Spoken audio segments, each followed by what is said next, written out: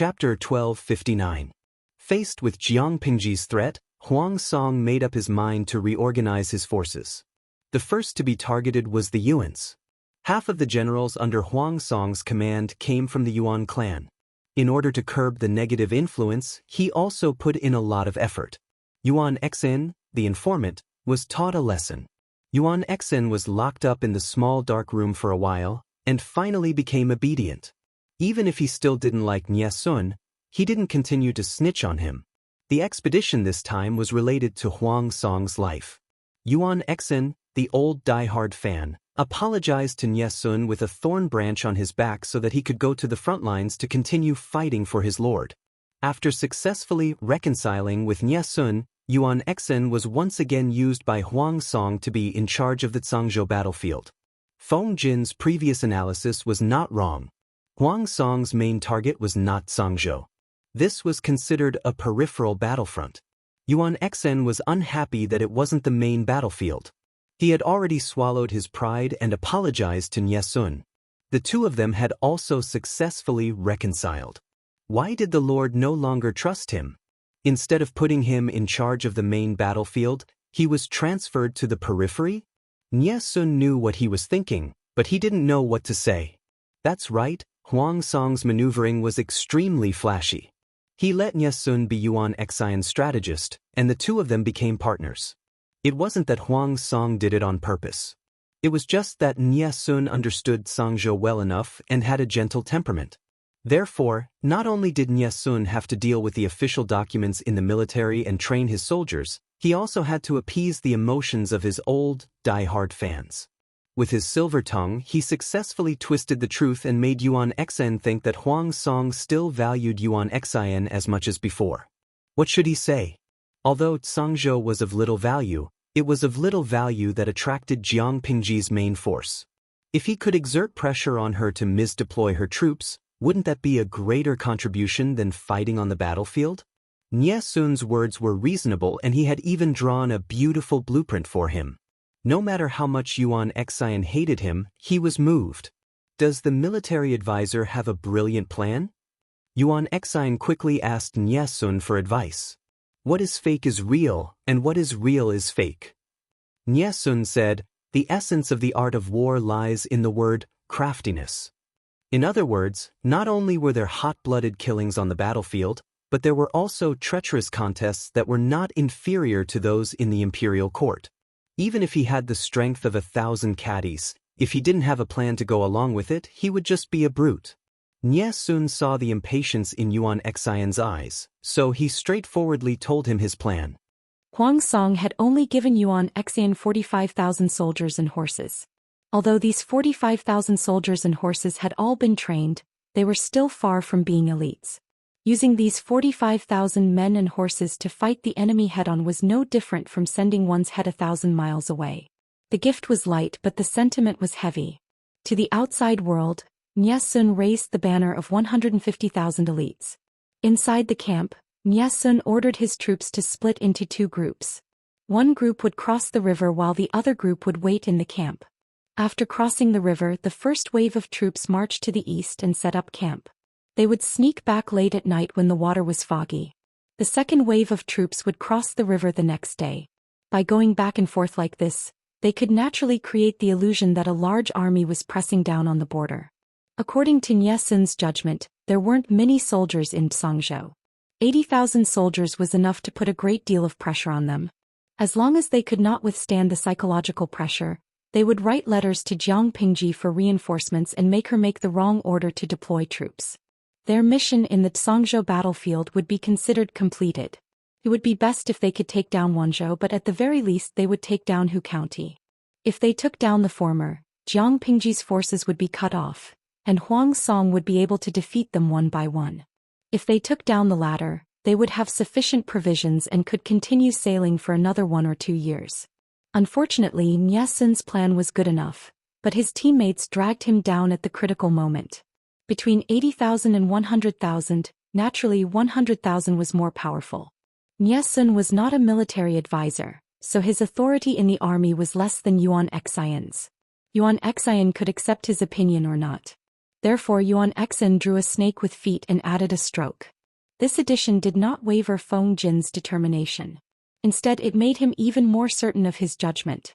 Because it was too fake. Nielsen knew that Yuan Xen had taken matters into his own hands. He was so angry that his face turned green. Fortunately, there was no movement from Yuan Xian's side. Yuan Xen should not have done anything bad, so he reluctantly suppressed his anger. Yuan Xen did not feel that there was anything wrong. Instead he asked Nielsen happily. Military advisor, do you have another brilliant plan? Nielsen wore a wooden expression. Send scouts to scout out the various places and pretend that we're splitting up.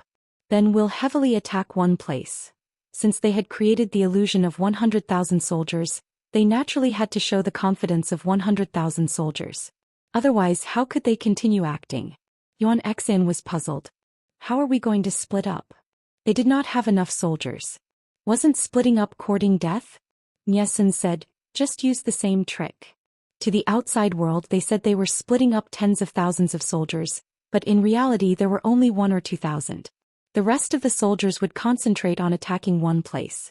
As long as the enemy mistakenly thought that they still had such a fierce fighting force after splitting up, coupled with the previous misdirection, they would naturally set up a false impression in their hearts that the enemy really had 100,000 soldiers. 50,000 in the open and 50,000 in the dark preparing to cause trouble. Because there was a lag in the transmission of information on the battlefield, it was not difficult to deceive the enemy. Yuan Xen stopped talking.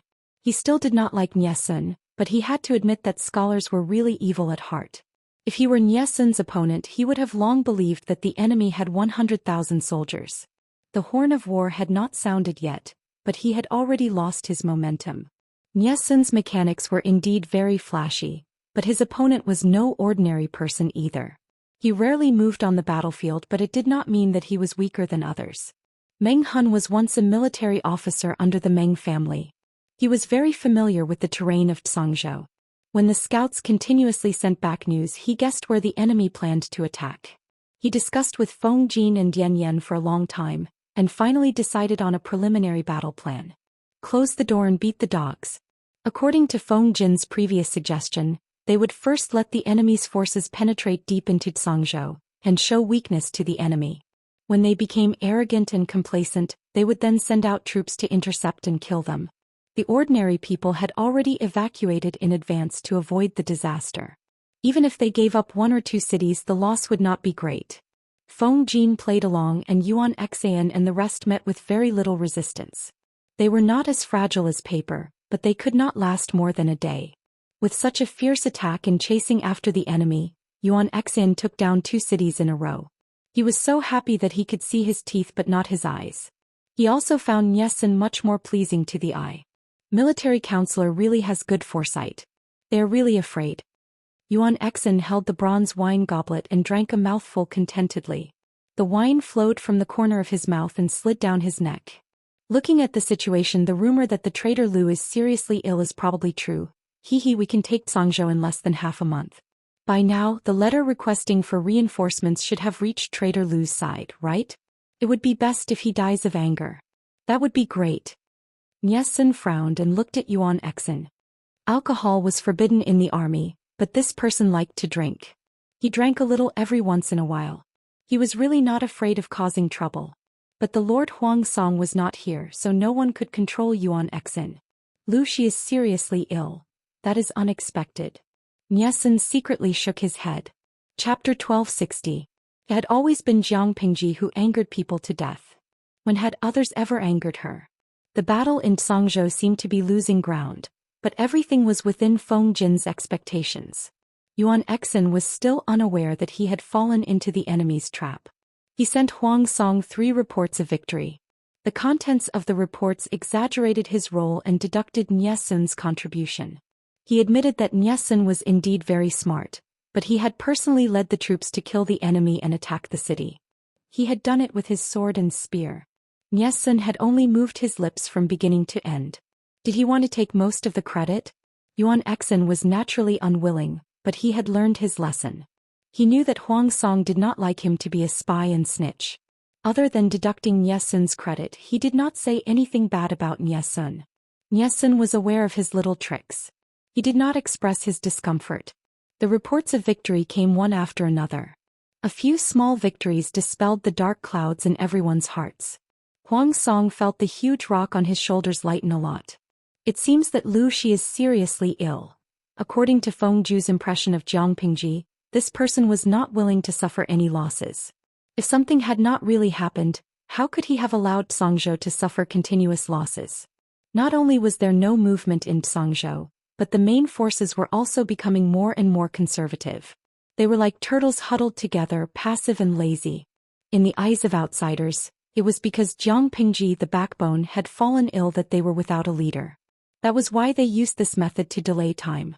Qing Jing still had doubts, but when he saw Yuan Xian's successive reports of victory, he could not help but wonder if he was thinking too much. Could it be that Lu Shi had traumatized him so much that he viewed him as so terrifying? The people in the tent had long been dazzled by Jiang Pingji's words. Although they were not people who were eager for quick success, they did not want to see such a good opportunity be delayed. They all came out to persuade Huang Song. As the saying went, once the opportunity is missed, it will never come again. If they did not take advantage of Jiang Pingji's serious illness to attack Hu County and Wanzhou, could they wait until she recovered to confront them openly? Huang Song believed it. Now that most of the people in the tent were in favor of sending troops, he did not hesitate. Jiang Pingji's territory was vast and the battle line was long, so it was not suitable for her to provide support. Huang Song occupied Hejian County, so it was very convenient for him to divide his troops to attack. Not long after, the army received a secret report. Lu Shi dispatched 50,000 troops to reinforce Songzhou. Qing Jing and the others shook their heads when they heard this. Although Yuan Xian had taken over a county in Songzhou, the front lines had not completely collapsed yet. Now that they had sent 50,000 reinforcements, it was clear that their enemies were panicking. Although these 50,000 troops could stabilize the occupation of Songzhou, they would also put Wanzhou and Hu County in danger. They all knew that Jiang Pingji was taking the route of an elite army. She only had about 200,000 to 300,000 troops. Dispatching 50,000 men to assist Songzhou was equivalent to sending 30% of his troops to Songzhou. Huang Song made a prompt decision to split his forces to attack Hu County and Wanzhou. Feng Zhu was in charge of the battlefront in Wanzhou, while he himself was in charge of attacking Hu County. Jiang Pingji's side only defended and did not attack. Although the line of defense had not been breached, they had fallen into a passive situation. Hu County was overseen by Qing Yuan and Meng Heng, while Luo Yu commanded the troops and promoted several new generals. The situation was in a stalemate. Luo Yu was originally a commander of the Imperial Guards of Dongqing. Later he was forcibly lured by Jiang Pingji onto the pirate ship. He simply resumed his old job in Xiangyang district of Wanzhou. All these years he had been in charge of the security of the surrounding area. Luo Yu's efforts behind the scenes could not be ignored for so many years of peace in Wanzhou. It was too easy. At the same time, some of the generals were promoted and developed, but he was still in the same place. If it were not for the lack of manpower in Hu County, he would not have wanted to go to the front lines this time. Leading troops to war could cost lives. He just wanted to live comfortably. What Luo Yu lacked was not ability. If he was really incompetent, he would not have been able to become the commander of the Imperial Guards when Dongqing was still around. However, he was inclined to defend. Attacking was not his strong point. Jiang Pingji also knew Luo Yu's problem. She simply asked him to listen to Qing Yuan and Meng Heng's suggestions. She also asked Han Yu, who was squatting in Zhu and Hu counties, to pay close attention to the situation in Hu County. If there was anything wrong, she would directly send troops to restrain Huang Song's troops and try to delay the battle until after the autumn harvest this year. Hu County was a major grain-producing county. This year's autumn harvest might be the most important part of this decisive battle. Hu County had been peaceful for so long. Suddenly, it was under pressure from a large number of troops. The people were in a panic. Luo Yu originally wanted to go out of the city to face the attack, but it was not a solution to keep defending. The people in Hu County were easily shaken. Military Counselor Huang Song has been attacking us for several days. It is not a good idea for us to avoid the battle. If it was possible, Luo Yu really wanted to lead his troops out of the city to fight and destroy the enemy's prestige and arrogance. Meng Heng and Qing Yuan were also very helpless because Jiang Pingji's order was to defend, and they could not easily send troops out. Hearing this, Meng Heng could not help but frown. He said unhappily, "It has only been a few days since the battle started. The troops of both sides have not really fought, and the outcome has not been decided. The enemy has not even stepped half a step into Hu County. The enemy is not anxious yet, and we have already begun to retreat? Who is causing trouble behind our backs?" Hu County had a lot of grain reserves. They were not afraid of a war of attrition. It had only been a few days. Why was there someone stirring up trouble already? Luo Yu also did not understand. War was not a matter of 1 or 2 days. It was normal for a tug-of-war to last for half a year or even several months. It was the first time he saw someone so impatient. "I will send people to investigate. I will not let the culprit go if he is caught." Meng Heng said, "I will have to trouble General Luo to take care of this matter." Luo Yu sent people to investigate in secret. He caught a few people who were spreading rumors and killed them in public to correct the situation. After killing a few people who were spreading rumors, the morale of the army was stabilized. After this incident, Meng Heng smelled something different. He asked Luo Yu to kill a few people, and the others who were more well hidden were secretly watching them. Luo Yu did not understand. Why not kill these people too? Leaving them alive is a disaster after all. Meng Heng frowned deeply. He was deep in thought. Qing Yuan, who was beside him, helped to explain. "Naturally, it is to cast a long line to catch a big fish. Our Lord has given us a death order to defend Hu County. We must not suffer any losses. Both sides have been in a stalemate at the border of Hu County for a few days. Under the situation where we have yet to show any signs of defeat, someone has taken the opportunity to stir up trouble and spread rumors that our army will definitely lose, shaking the morale of the army. Officer Luo, don't you think this is a little strange? It is never wrong to be more cautious."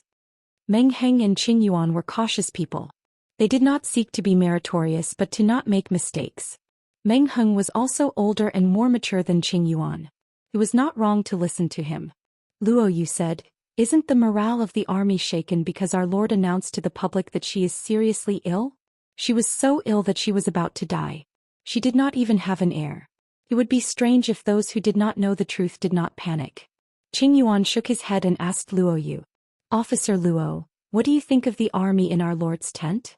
Chapter 1261. This wasn't a brainless boast. Luo Yu truly believed that the so-called elite troops under the Lord's tent were far inferior to them. Not only were they extremely mobile, but their combat quality was also the highest he'd ever seen in his life. One of the main reasons he was able to maintain such good security in Wanzhou was because of the strength of the troops under his command. If that's the case, when the Lord is seriously ill and there are foreign invaders, they should be riled up and swear to annihilate the enemy instead of being afraid to fight and spreading rumors, Qing Yuan said. "I suspect that these people are being manipulated, and the mastermind behind the scenes is the main culprit. How could they feel at ease if they didn't dig out the hidden dangers? They were fighting anxiously at the front, and if someone suddenly stabbed them in the back, it would be over." Lu Yu's eyes turned cold and he said solemnly, "The two counselors are really thoughtful." He took this matter to heart and sent people to keep a close eye on those people in secret. After a few days there was progress. After following the clues, Luo Yue was shocked by the information he found. When he took a closer look, he was so angry that his beard was about to fly up. He hurriedly suppressed his boiling anger and sent someone to discuss it with Luo Yue and Meng Heng. The soldier who spread the rumors was a local grain transport worker recruited from Hu County. What did a grain transport worker do? They were mainly responsible for the supply of logistics and ensuring the continuation of the battle. If there was a problem with the grain supply, how could the frontline soldiers fight the war? The two counselors probably wouldn't have guessed who was secretly contacting them. Luo's gaze was deep and his tone was solemn. His clenched fists and tensed veins exposed his current state of mind. Meng Heng and Qing Yuan looked at each other and asked in unison, "Who is it?" Luo Yue pointed at the position of the sand table. The two looked and saw that it was right inside Hu County. Mole. The same word popped up in their minds and their faces darkened. How could it be a mole? There were no signs before this. Fortunately, they discovered it early. If they waited for the two sides to really enter a stalemate and the mole stabbed them again, they would be dead. Luo Yue said with a sullen face, "I heard that Hu County is what it is today because of the old master. When the old master was appointed as the county governor of Hu County, He had spent a great deal of effort in order to rectify the local bandits that ran amok and the landowning families that seized the people's farmland. These landowning households have learned their lesson and have been behaving themselves all these years. They've watched as so much fertile land returned to the common people, but they haven't tasted the sweetness themselves. It's not like they haven't borne a grudge in their hearts. Before Lu Xi became the county chief of Hu County had been a barren land and unruly rivers. Bandits roamed about, the country gentry exploited them, and there were years of drought. Those who could escape had all fled, and those who couldn't had all accepted their fate. It was like hell on earth. The local powers were used to being the local tyrants. They refused to accept that there was someone controlling them. 9 successive prefectural governors died in office or on the way to their new posts. Some died in the hands of bandits, some died in their plots, and some died in collusion with officials and bandits. Not only did Lu Xi survive, but he also forcibly opened the mouths of the local powers. He personally took a lot of benefits from them and distributed them to the common people. He reclaimed wasteland, dug water sources, and changed tax policies. Under his rule, Hu County became a major grain-producing county in Dongqing. The local landowning households and the country gentry also benefited from this, but they weren't satisfied because the common people and the land they farmed were their property. If Lu Xi hadn't interfered, the income generated from these properties would have been theirs. In other words, Lu Xi had taken away their interests, and it wasn't just a little. However, the situation was stronger than they were. They couldn't defeat Lu Xi, so they could only swallow their grievances. Now that the enemy was at the gates of the city, it was a good time to take advantage of the chaos to redistribute. Feng Zhu, who worked under Huang Song, was quite cunning. He had already sent spies to Hu County to investigate before the war started. He knew that Hu County wasn't as united as a piece of iron.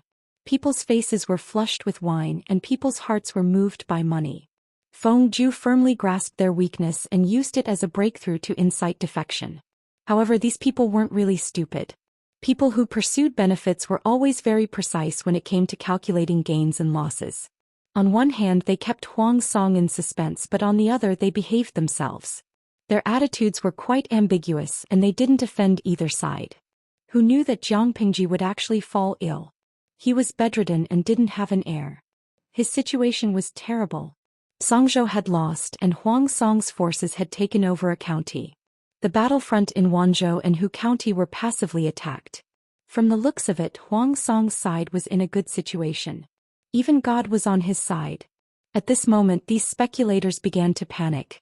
If war was compared to business, they would invest in the early stages and naturally have to plunder the spoils of war to make up for the expenses in the later stages. Fighting the local tyrants was the best choice. If they didn't do something now, would Huang Song let go of their property when he really attacked Hu County? He would definitely slaughter them. Some forces in Hu County secretly sided with Huang Song without hesitation. Although they didn't help Huang Song much, they sent people to spread rumors and shake the army's morale. This was considered a deposit and a demonstration of their attitude. When the situation of the war gradually became clear and Huang Song developed, they would increase their investment until they completely sided with him. The investment was risky, but the returns were great. If they gambled correctly, the prosperity of the family was just around the corner. Luo Yue only found out this much, but it already made him extremely angry. I only hate that the old master didn't kill them all back then. Why didn't he slaughter all these troublemakers? Luo Yue's tone was quite harsh. Anyone who knew that someone was going to stab them in the back would feel uncomfortable. If they were killed earlier, it wouldn't be so disgusting today. Meng Heng's eyes slanted and he said softly, "General Luo Yue, be careful with your words. How could he speak ill of the Lord's father? If this got out, wouldn't Luo Yue be afraid that he would make things difficult for him?" Luo Yue's face darkened and he kept his mouth shut. "Hold back for now and collect evidence of their betrayal and collusion with the enemy. Once we have the evidence, we'll lock them up and wait for the Lord to deal with them." Meng Heng looked calm on the surface, but he was gritting his teeth in anger.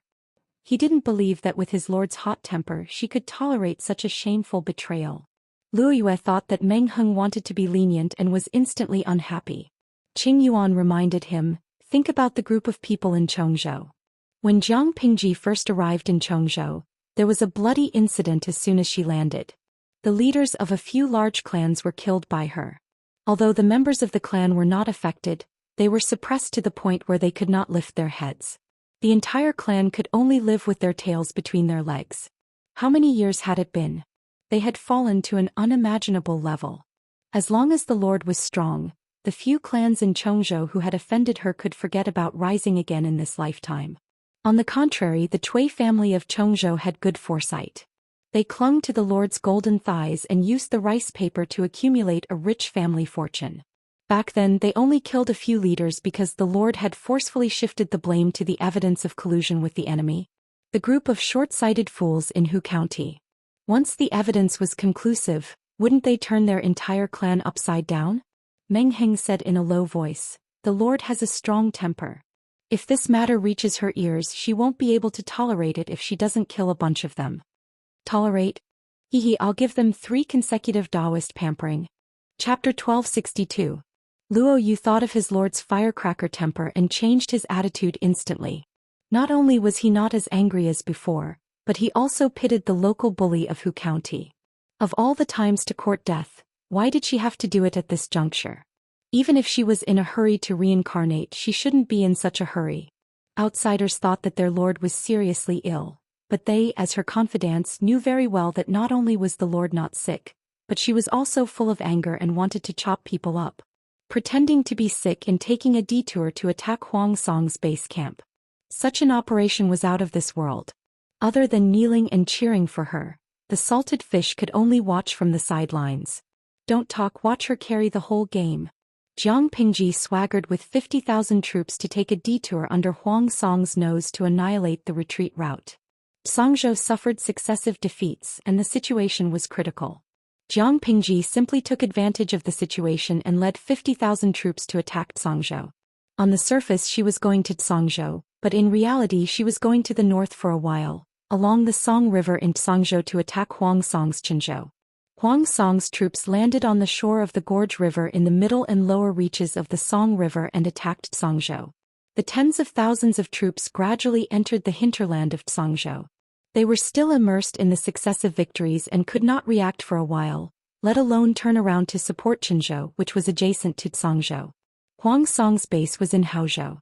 Qinzhou had only been under operation for a year or two, so its defense was naturally not as stable as Haozhou's base camp. She had previously shot herself in the foot by pretending to be sick and bedridden. That feeling was like being in prison. Now that she was out leading troops, she could let go of herself.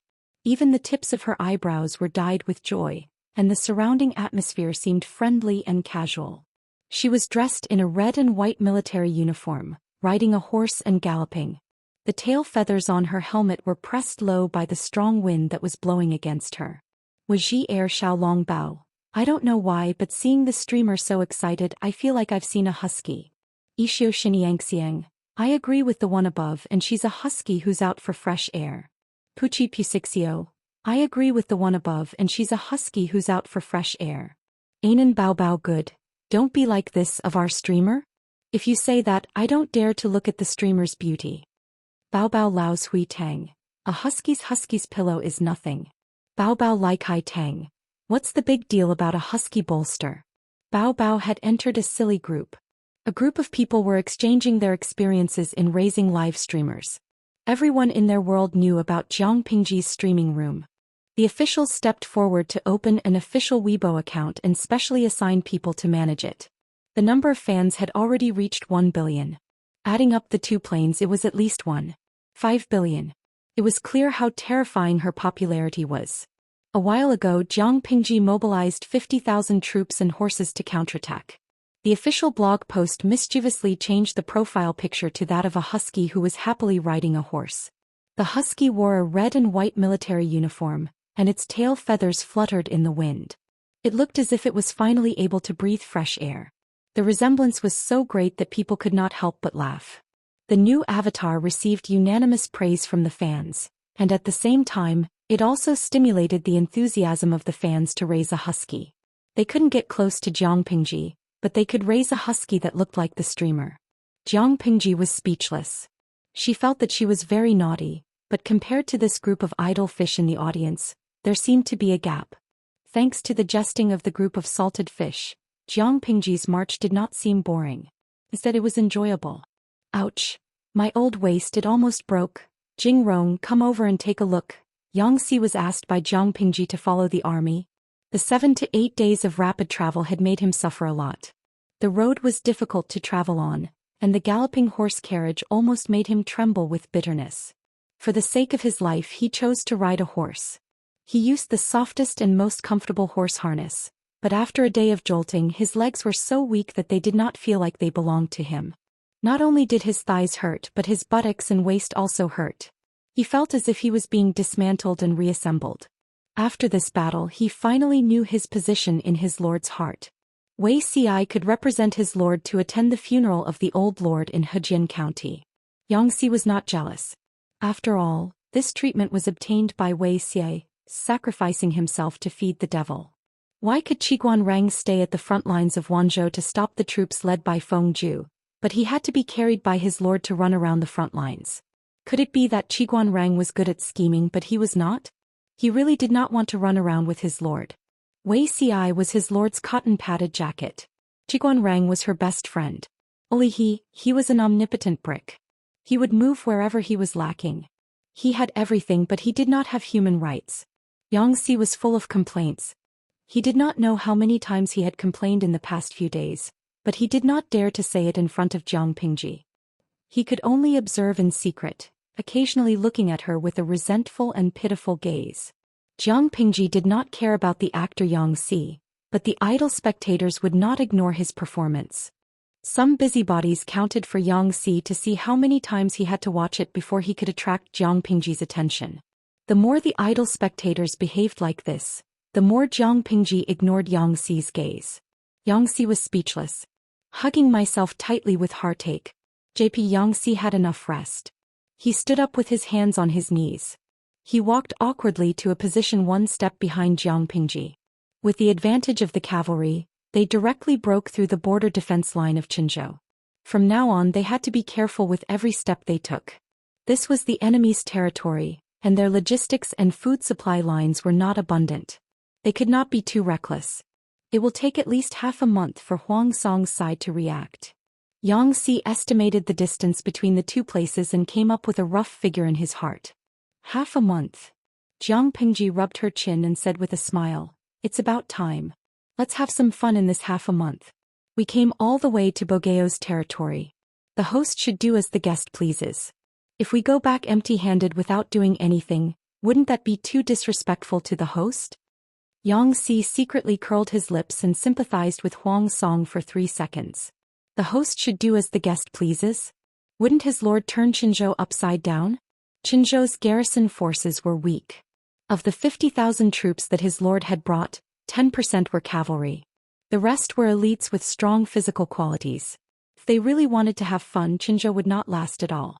Jiang Pingji had outflanked Qinzhou, which was behind Huang Song, not to expand the results of the battle or anything else. To put it bluntly, she was there to cause trouble. Huang Song was fighting at the front lines, so she turned his nest upside down. It was not easy to take advantage of her.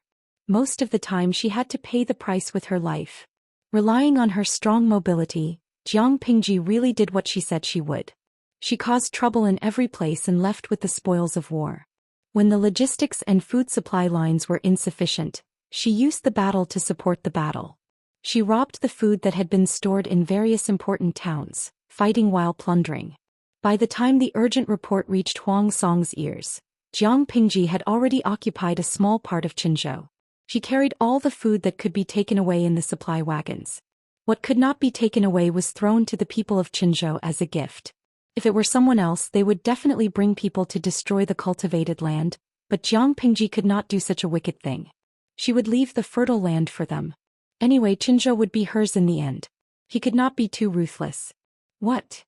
Huang Song almost suspected that he was hearing things. When did 50,000 troops appear and go to Qinzhou? Chapter 1263. Who would have thought that the troops that were supposed to support Songzhou would go straight to Qinzhou? Qing Jing and the others couldn't be blamed for not thinking about it. Jiang Pingji had thrown out too many smoke bombs. She was willing to give up Songzhou as a county to deceive the enemy and affect their judgment. How could a normal person think of such a ruthless method to kill 1,000 enemies while sacrificing 800 men? He was a living lunatic. Huang Song wasn't Jiang Pingji. The latter had a large family business and was willing to give up Songzhou, but the former couldn't ignore Qinzhou. He could either send troops to support Qinzhou or let Yuan Exin, who was closest to him, lead troops to outflank Jiang Pingji's retreat. Faced with these two choices, even a blind man would know which one to choose.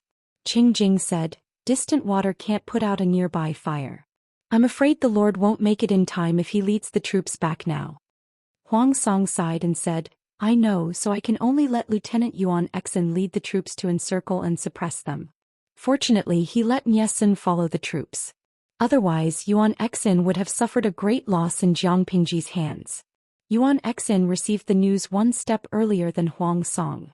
He was so angry that he wanted to rush to Jiang Pingji and tear her into pieces. Of course, Jiang Pingji was still a patient. They didn't know that she was the general leading the troops. But this didn't affect Yuan Exin's strong urge to skin her alive and break her bones. "You're making me so angry."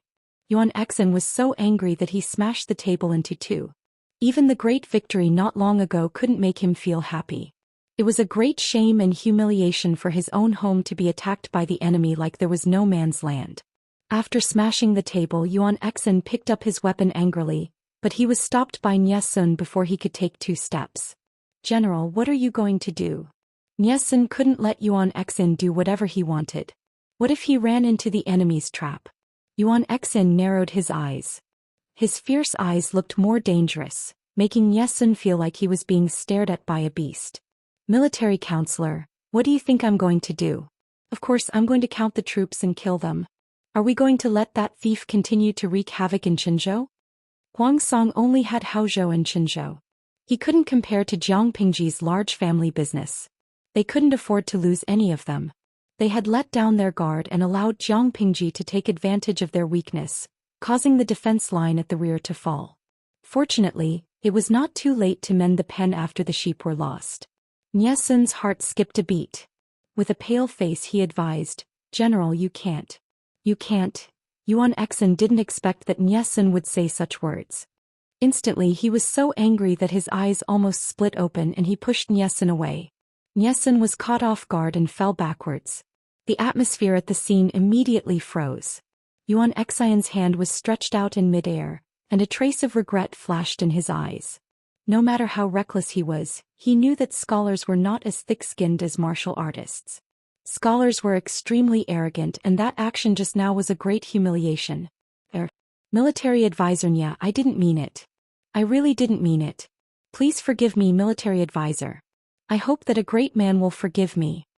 Yuan Exin's anger was temporarily suppressed, and he hurriedly took remedial measures, reaching out his hand to help Niesun up. At this moment Niesun was also furious. He flicked his sleeve and slapped Yuan Exin's hand away. His eyes were bloodshot, making the color of the cinnabar between his brows even darker. Yuan Exin was very embarrassed. He didn't mean to push Niesun. Niesun was a man after all. How could Niesun not even stand properly and fall so hard with just one push? Niesun's tone was extremely cold. "May I ask, General, if you're bringing troops back to Qinzhou now, are you going to cross the Gorge River?" Yuan Exin said matter-of-factly, "Of course I'm going to cross the river." Niesun asked again, "Does it take time to cross the river? If we cross to the middle of the river, what if the enemy attacks us from both sides?" Yuan Exin felt that Niesun's words were exaggerated. "Military advisor, you're worrying too much. The enemy in Songzhou isn't a threat, and the enemy in Qinzhou can't care about us right now. If the enemy is smart, they won't even have time to escape. Why would they specifically guard the riverbank of the Gorge River?" He couldn't stand Niesun praising others' morale and belittling his own. It was as if he was weak no matter how good others were. Niesun's already ugly expression became even more unfriendly. He originally thought that Yuan Exin's act of offering a humble apology was sincere repentance, but now it seemed that even a dog couldn't stop itself from eating shit.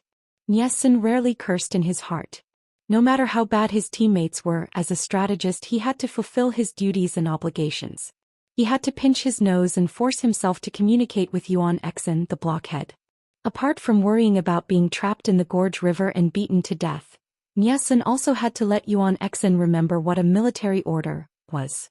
Without a specific military order from his lord Huang Song, he couldn't act rashly. So what if Qinzhou was in danger? Yuan Xian's task was to restrain the troops in Zhangzhou and attract Jiang Pingji's main forces.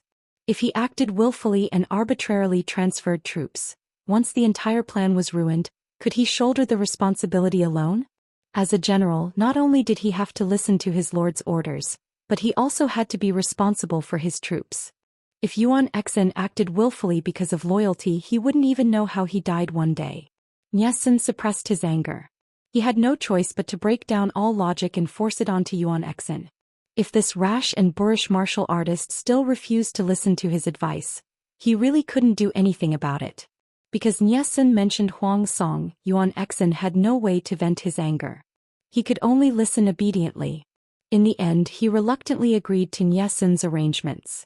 The relationship between the two of them that they had worked so hard to ease immediately became tense. It seemed like nothing much, but in reality, undercurrents were surging and they were as incompatible as fire and water. Niesun asked Yuan Xian to count his troops and retreat as he fought. He would slowly let go of the counties in Zhangzhou that he had previously conquered. At the same time, he sent troops to observe the situation in the Gorge River to avoid the worst-case scenario of being attacked from both sides. Reality proved that Niesun's caution was not without reason. Jiang Pingji also had the idea of making dumplings out of dumplings. She had already sent people to keep an eye on the Gorge River. In other words, if Yuan Xian dared to come, she dared to fight. She would definitely make sure that Yuan Xian and his troops would never return. Feng Jin also felt that it was a pity. Yuan Xian is a man of martial arts but no brains. He's stubborn and arrogant. With a little misdirection, he won't be able to find his bearings. Niesun, on the other hand, is a bit tricky. My lord is still too kind. If she had killed Niesun back then, Niesun and Huang Song would be completely at odds. Everyone in Wanzhou knew that Niesun and Meng Heng were brothers. They also knew that Meng Heng had followed Jiang Pingji's instructions to set up a trap for his brother. They also knew that Meng Heng had followed Jiang Pingji's instructions to set up a trap for his brother. When that time came, the Lord would lead the troops to block the banks of the Gorge River and block Yuan Xian's way forward. He would lead the troops to block Yuan Xian's way back. It was a perfect strategy to make dumplings out of dumplings. However, Niesun, who was on Yuan Xian's side, was not easily fooled. He could almost see the tacit understanding between Feng Jin and Jiang Pingji at a glance. Meng Hun had been working under Jiang Pingji for a long time. He had even worked under the Mengs before. He was very clear about the grudges between them. He said regretfully, "No matter what, Niesun is Shurjiu's biological brother and my lord's cousin. If he were to kill him, my lord would not be able to explain it to the old mistress." Chapter 1264. As the saying goes, if the mountain is not me, I will be the mountain. Even if Yuan Xian wanted to hide, he had to see if Feng Jin was willing to let him go. Did he want to leave after taking advantage of the situation and flaunting his power? How could Niesun know Zhangzhou better than Meng Hun? Meng Hun was born and raised in Zhangzhou. However, Niesun was difficult to deal with. He had to think of a way to make him lower his guard. Feng Jin's eyes flashed. He had an idea. Meng Hun had been with these strategists for a long time. He more or less understood the rules. "Do you have a plan?" Feng Jin smiled. "It's not difficult. Niesun will definitely be on guard when he passes by the river. It won't be easy for us to succeed. Since that's the case, why don't we let them cross the river smoothly? When they engage in close combat with the Lord, we will follow closely behind and cross the river to cut off their retreat route." Many feudal lords would seize suitable crossings when they were at war. This was to ensure that their side would not be harassed by the enemy when they crossed the river. Everyone knew the saying, "Attack halfway across the river." That was why armies were always cautious when they encountered a river. Niesun was no exception. Everyone knew that the process of crossing the river would be affected. If it was light, the army would be injured. If it was heavy, the entire army would be annihilated. The most typical example was the battle between Jiang Pingji and the northern borderline. The entire northern borderline was trapped. Niesun was not as stupid as the northern borderline. According to normal thinking, Feng Jin should follow closely behind and wait for Yuan Xian's army to cross the river before launching a surprise attack. Niesun would definitely be on guard against this. Even if Feng Jin succeeded, the results would be minimal. Since that was the case, they might as well do the opposite. They would let Yuan Xian's army cross the river. Then they would send troops to occupy the river crossings and block their retreat route. When Yuan Xian and Jiang Pingji's troops met, the front was tense and the back was empty, then they would stab them. The same plan, but the order was reversed. The results were completely different. On the other side, under Nie Sun's earnest persuasion, Yuan Xian could only retreat with his troops, leaving only a portion of his troops to guard the battlefield. The journey was peaceful. There were no unexpected incidents. Everything about the military advisor is good, except for the bad habit of exaggerating and raising other people's morale while diminishing your own prestige. The troops of Zhou are weak. What's there to worry about? Along the way, weren't there only defeated soldiers and generals? The huge Zhou is like a piece of paper that will break with one poke. Yuan Xian sat on the back of a large horse, grumbling unhappily to the deputy generals on both sides, his rough face full of impatience. The enemy was clearly so weak, but Nie Sun still had to act as if he was facing a great enemy. He even made Yuan Xian unable to do anything, which was very annoying. The two deputy generals beside him looked embarrassed. Their words carried little weight, and they were also Yuan Xian's deputy generals, so it was not good for them to speak up for Nie Sun. Troubled times were a good time for generals to make a name for themselves. The two deputy generals had both risen through the ranks by virtue of their military exploits, but they couldn't compare to Yuan Xian, who was a relative of the lords. There were some things that Yuan Xian could say without the slightest scruple, but the two deputy generals could not say so casually, lest they cause trouble and make enemies. Although they also felt that Nie Sun was making a mountain out of a molehill, the military counselor's words definitely made sense. There was nothing wrong with listening more. On the other hand, his general's temper was like a firecracker. He would explode at the slightest provocation and lose his temper at the slightest provocation. A successful general should be good at listening and have his own opinions. The headstrong Yuan Xian could only do the latter. He directly ignored the former. The two of them could only act as mediators. They tried to smooth things over and not offend anyone. Nie Sun was still some distance away from the vanguard troops, so he didn't hear what they said. But looking at Yuan Xian, he guessed that he couldn't say anything good. After traveling for a few days, they were less than half a day's journey away from Gorge River. The entire army was tense, guarding against any sneak attacks from the enemy. What was the result? Not to mention a sneak attack from the pursuing troops, there wasn't even a shadow.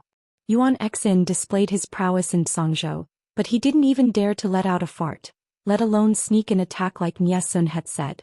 After spending half a day crossing the river, when everyone arrived at the opposite bank and got into formation, there was still no sign of the enemy. Yuan Xian looked proud. It was as if he didn't see Nie Sun's expression and deliberately asked. Military counselor, the enemy troops in Zhou have been scared out of their wits by us. It seems that they don't even dare to chase after us. Nie Sun said that Feng Jin would lead troops to chase after them, but he didn't. Nie Sun said that Jiang Pingji would lead troops to block their way at Gorge River, but she didn't. Nie Sun said that the enemy would jump out and attack when they crossed the river, but they didn't. Scholars only know how to talk nonsense with their mouths. What else can they do besides talk? Yuan Xian really didn't understand. Nie Sun was a guy who only knew how to talk nonsense. What did he have that made Huang Song think so highly of him? He was very proud now. Nie Sun's mistake meant that his judgment was correct. Nie Sun rode his horse with his head lowered. He didn't say a word for a long time, but his face was pale. Yuan Xian felt bored when he saw that Nie Sun didn't respond. After arriving in Zhou, Yuan Xian gathered the remaining troops and sent scouts to find out where Jiang Pingji's troops had wandered off to. Jiang Pingji's group was as slippery as mud loaches. It was very difficult to catch them because they relied on the rogue tactics of using war to sustain war and their strong mobility. Yuan Xian and the others had just crossed Gorge River. Feng Jin started to restore the lost territory and eliminate the 10,000 troops Yuan Xian had left behind. Meng Hun mocked, "You want to defend Song Prefecture with just 10,000 troops? I'm afraid you're too naive." Although Nie Sun used some tricks to create the illusion of 100,000 troops, Feng Jin had long seen through his tricks. Yuan Xian couldn't bear to part with the spoils of war he had just won. He disregarded Nie Sun's opponents and divided the already small number of troops. In other words, he only had 34,000 troops to stop Jiang Pingji. Could they defeat 50,000 elites? How could 10,000 soldiers defend a county? They could barely defend a prefecture. Meng Hun used his fingers to calculate the disparity in military strength between the two armies. He felt that, military counselor, isn't it not good to bully people like this? His lord had 50,000 troops. He and Feng Jin would bring another 15,000 troops. That would be 65,000 against 34,000. The former also had the attribute of a sneak attack and a critical hit. Even if Yuan Xian was fighting on his home ground and had a certain bonus in terms of manpower and logistics, which could increase the number of troops to 50,000 to 60,000, he couldn't stand being trampled on. Feng Jin laughed. General Meng, if you think it's not good, you can watch from the sidelines and wait for my lord to settle the score. Who didn't know how to watch from the sidelines? Find a spectator, stand with a good view, set up a straw shed, hug some fruits and be comfortable. If they dared to do this, how could they explain to their lord that Yuan Xian had gone deep into Tsong Prefecture? Meng Hun also thought of this and made up his mind. It's better for you to die than for me. Meng Hun and the others used the fastest speed to attack their lost territory. At the same time, they seized the crossing of Gorge River and crossed the river to chase after Yuan Xian's army. Chapter 1265. The horses' hooves landed on the ground with a hurried clatter. Report. Traces of enemy troops have been discovered 20 miles ahead. The scout in the vanguard galloped over and sighed. He grabbed the reins to stop the warhorse and hurriedly dismounted to report. 20 miles? They're really eager to die. Jiang Pingji sneered. I already know about this. Inform military advisor Yang to come over. Jiang Pingji sent the scout away unhurriedly. She lowered her head and ate half of the roasted lamb leg in her right hand. You have to fight a war, but you have to feed your stomach too. Xianxia, I'm crying from laughing. Streamer, you should at least respect your enemy. They're about to attack. Zuyun Cat Yao. That's why people say that the streamer is too infuriating. The enemy is attacking aggressively, but she's still eating the whole roasted lamb leg. This is a serious battle streaming room, not a gourmet streaming room. Her opponent had to always carry an oxygen tank, or else he wouldn't be able to bear the injury. Why did he have to carry an oxygen tank? Because Jiang Pingji's actions were so coquettish that it was suffocating. Meng Xian, I don't agree with student Xianxia's words. If the streamer respected the enemy and put down the lamb leg, wouldn't she be disrespecting the lamb that contributed its body? The war could be fought any time, but a roasted lamb leg was the most delicious to eat while it was hot. Coincidentally, Jiang Pingji thought so too. Yang Si rushed over in a hurry and happened to see Jiang Pingji gnawing on the shredded meat hanging from the lamb leg and throwing the bones into the fire. She took out a handkerchief to wipe her mouth and the oil on her hands. She looked at him in a leisurely manner. As if she didn't see Yang Si's broken and twisted expression, she said calmly, Jing Rong is here? Sit. Yang Si's heart was indeed broken. The roasted lamb was roasted by him and supplemented with various seasonings. It was golden and tender. He didn't even have time to take a bite before he went to the toilet for a while. When he came back, the lamb was brutally dismembered and died without a whole body. All of it went into his lord's stomach. Everyone knew that Yang Si was a foodie. The audience saw him staring at the pile of lamb bones with a solemn expression and laughed unkindly. Jinging, Xiao Rong Rong, don't cry. I roasted a whole lamb for 560 renminbi. I'll buy as much as you want. Ragdoll Mao Guliang. Sigh, the streamer is getting more and more insane. She even bullies such a cute little angel like Xiao Rong Rong. Even though she was condemned by thousands of people, Jiang Pingji's skin was as thick as the corner of the city wall. She had reached the peak of the golden bell shield and the iron shirt. He was truly invulnerable. She said with a natural expression, the enemy is already 20 li away. Jingrong, do you have any countermeasures? Yang Si secretly took a deep breath and suppressed the urge to strangle his lord. It would be best if he could strangle him to death, but if he couldn't, he would be killed instead. It was not worth it. He said, the enemy has come prepared. It's obvious that they're coming for our army. Since I can't avoid it, I might as well attack head-on. Yang Si was suppressing his anger at this moment. If the enemy foolishly bumped into him, he would be letting himself down if he didn't beat him up. Jiang Pingji said, I think so too. Using current units of measurement, 20 li was about 8,100 meters. This distance could not be considered near, but it could not be considered far either. If it were an ordinary army, this distance would be a little hasty, and they could only hastily engage in battle. On Jiang Pingji's side it was different. She could compress the battle distance to 10 miles. If the enemy launched an attack from 4,000 meters away, the chaotic army could get into formation and prepare for battle during the time when the enemy was charging. 20 li was still a very wide distance for Jiang Pingji. Because they were in someone else's territory and the weather was not considered hot, the generals and soldiers would not easily take off their armor even when they were resting. When they heard the sound of the horn, all the generals and soldiers immediately tensed up. One by one they grabbed their weapons and ran to gather in formation.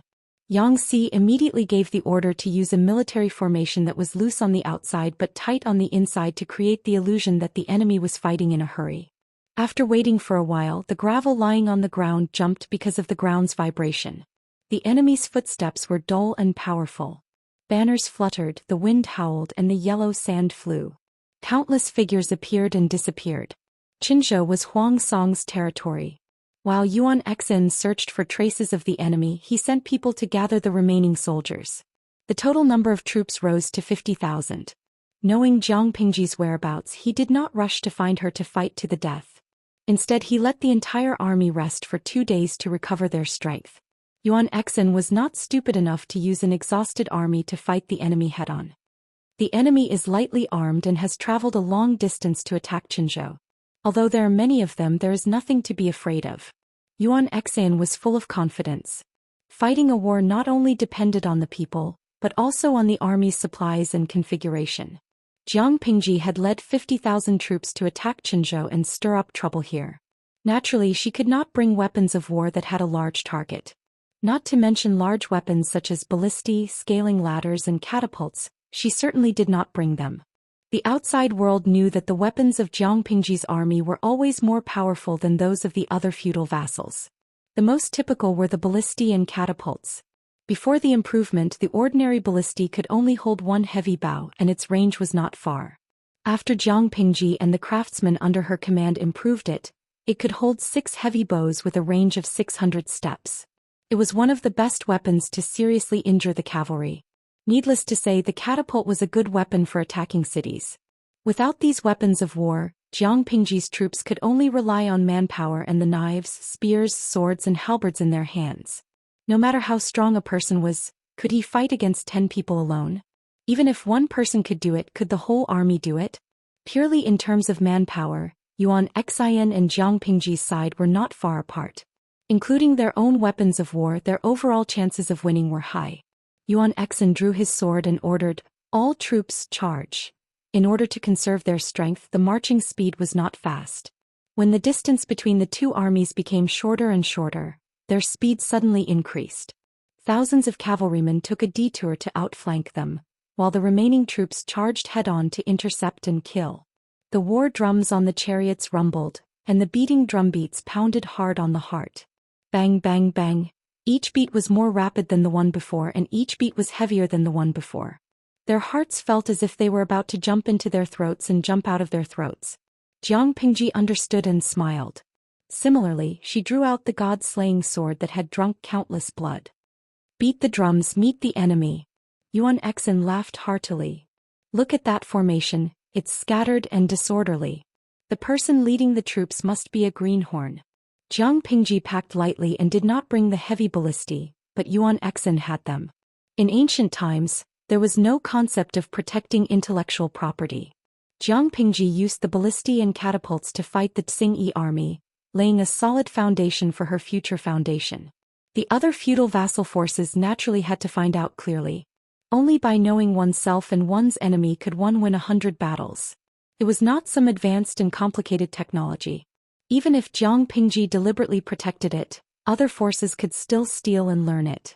Speaking of the ballistae, the dozens of ballistae that Yuan Xin brought with him now were no less powerful than the ones that Jiang Pingji had once used. The arrows had a wooden shaft, an iron spearhead as the arrowhead, and an iron feather as the tail. They were shockingly powerful and had an extremely long range. When the arrows left the bowstring, they buzzed incessantly, like the roar of the god of death. When they hit a person, the huge force could send them flying and pierce through several people's bodies. Seeing this, Xianxia hurriedly stopped Jiang Pingji. Chapter 1266. Xianxia was so scared that his face turned pale. He couldn't stop the willful and reckless lord by himself. Jiang Pengji looked at the situation on the battlefield coldly and said rather amusedly, "Do I look like the kind of person who rushes to die?" Yang Si secretly heaved a sigh of relief.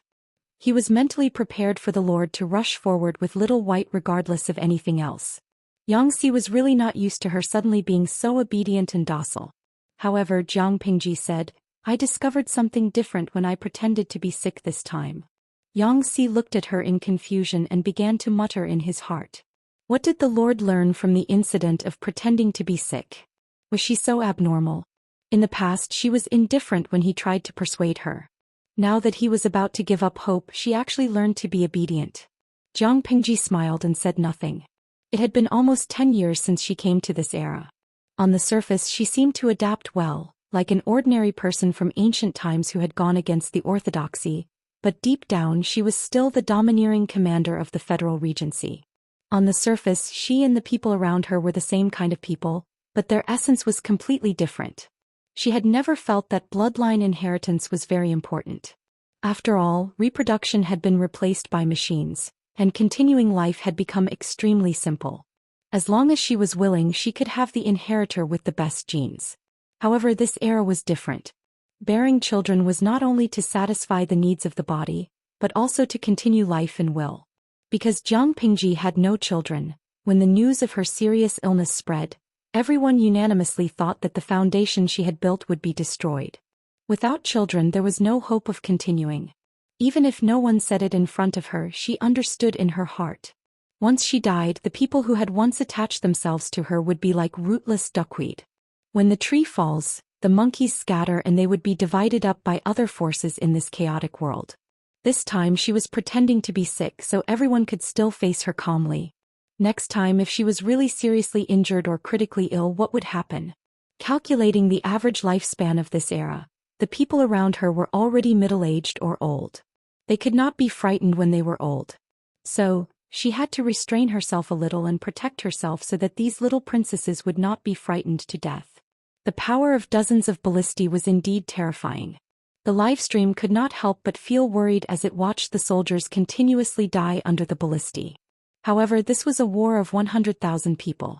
No matter how powerful dozens of ballistae were, there was no way to wipe out the other side. After a few dozen breaths, the vanguard troops of the two sides had already clashed together. On the battlefield, unless one reached Jiang Pengji's level, pure combat techniques would not be of much use. Teamwork was far more important than individual recklessness, and their survival rate was higher. Yang Si ordered his troops to put up a battle formation that was loose on the outside but tight on the inside, in order to mislead Yuan Xin.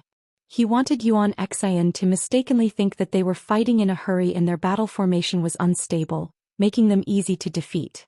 Yuan Xin was indeed thinking this way. He was so pleased with himself that he lost some of his caution in commanding the battle.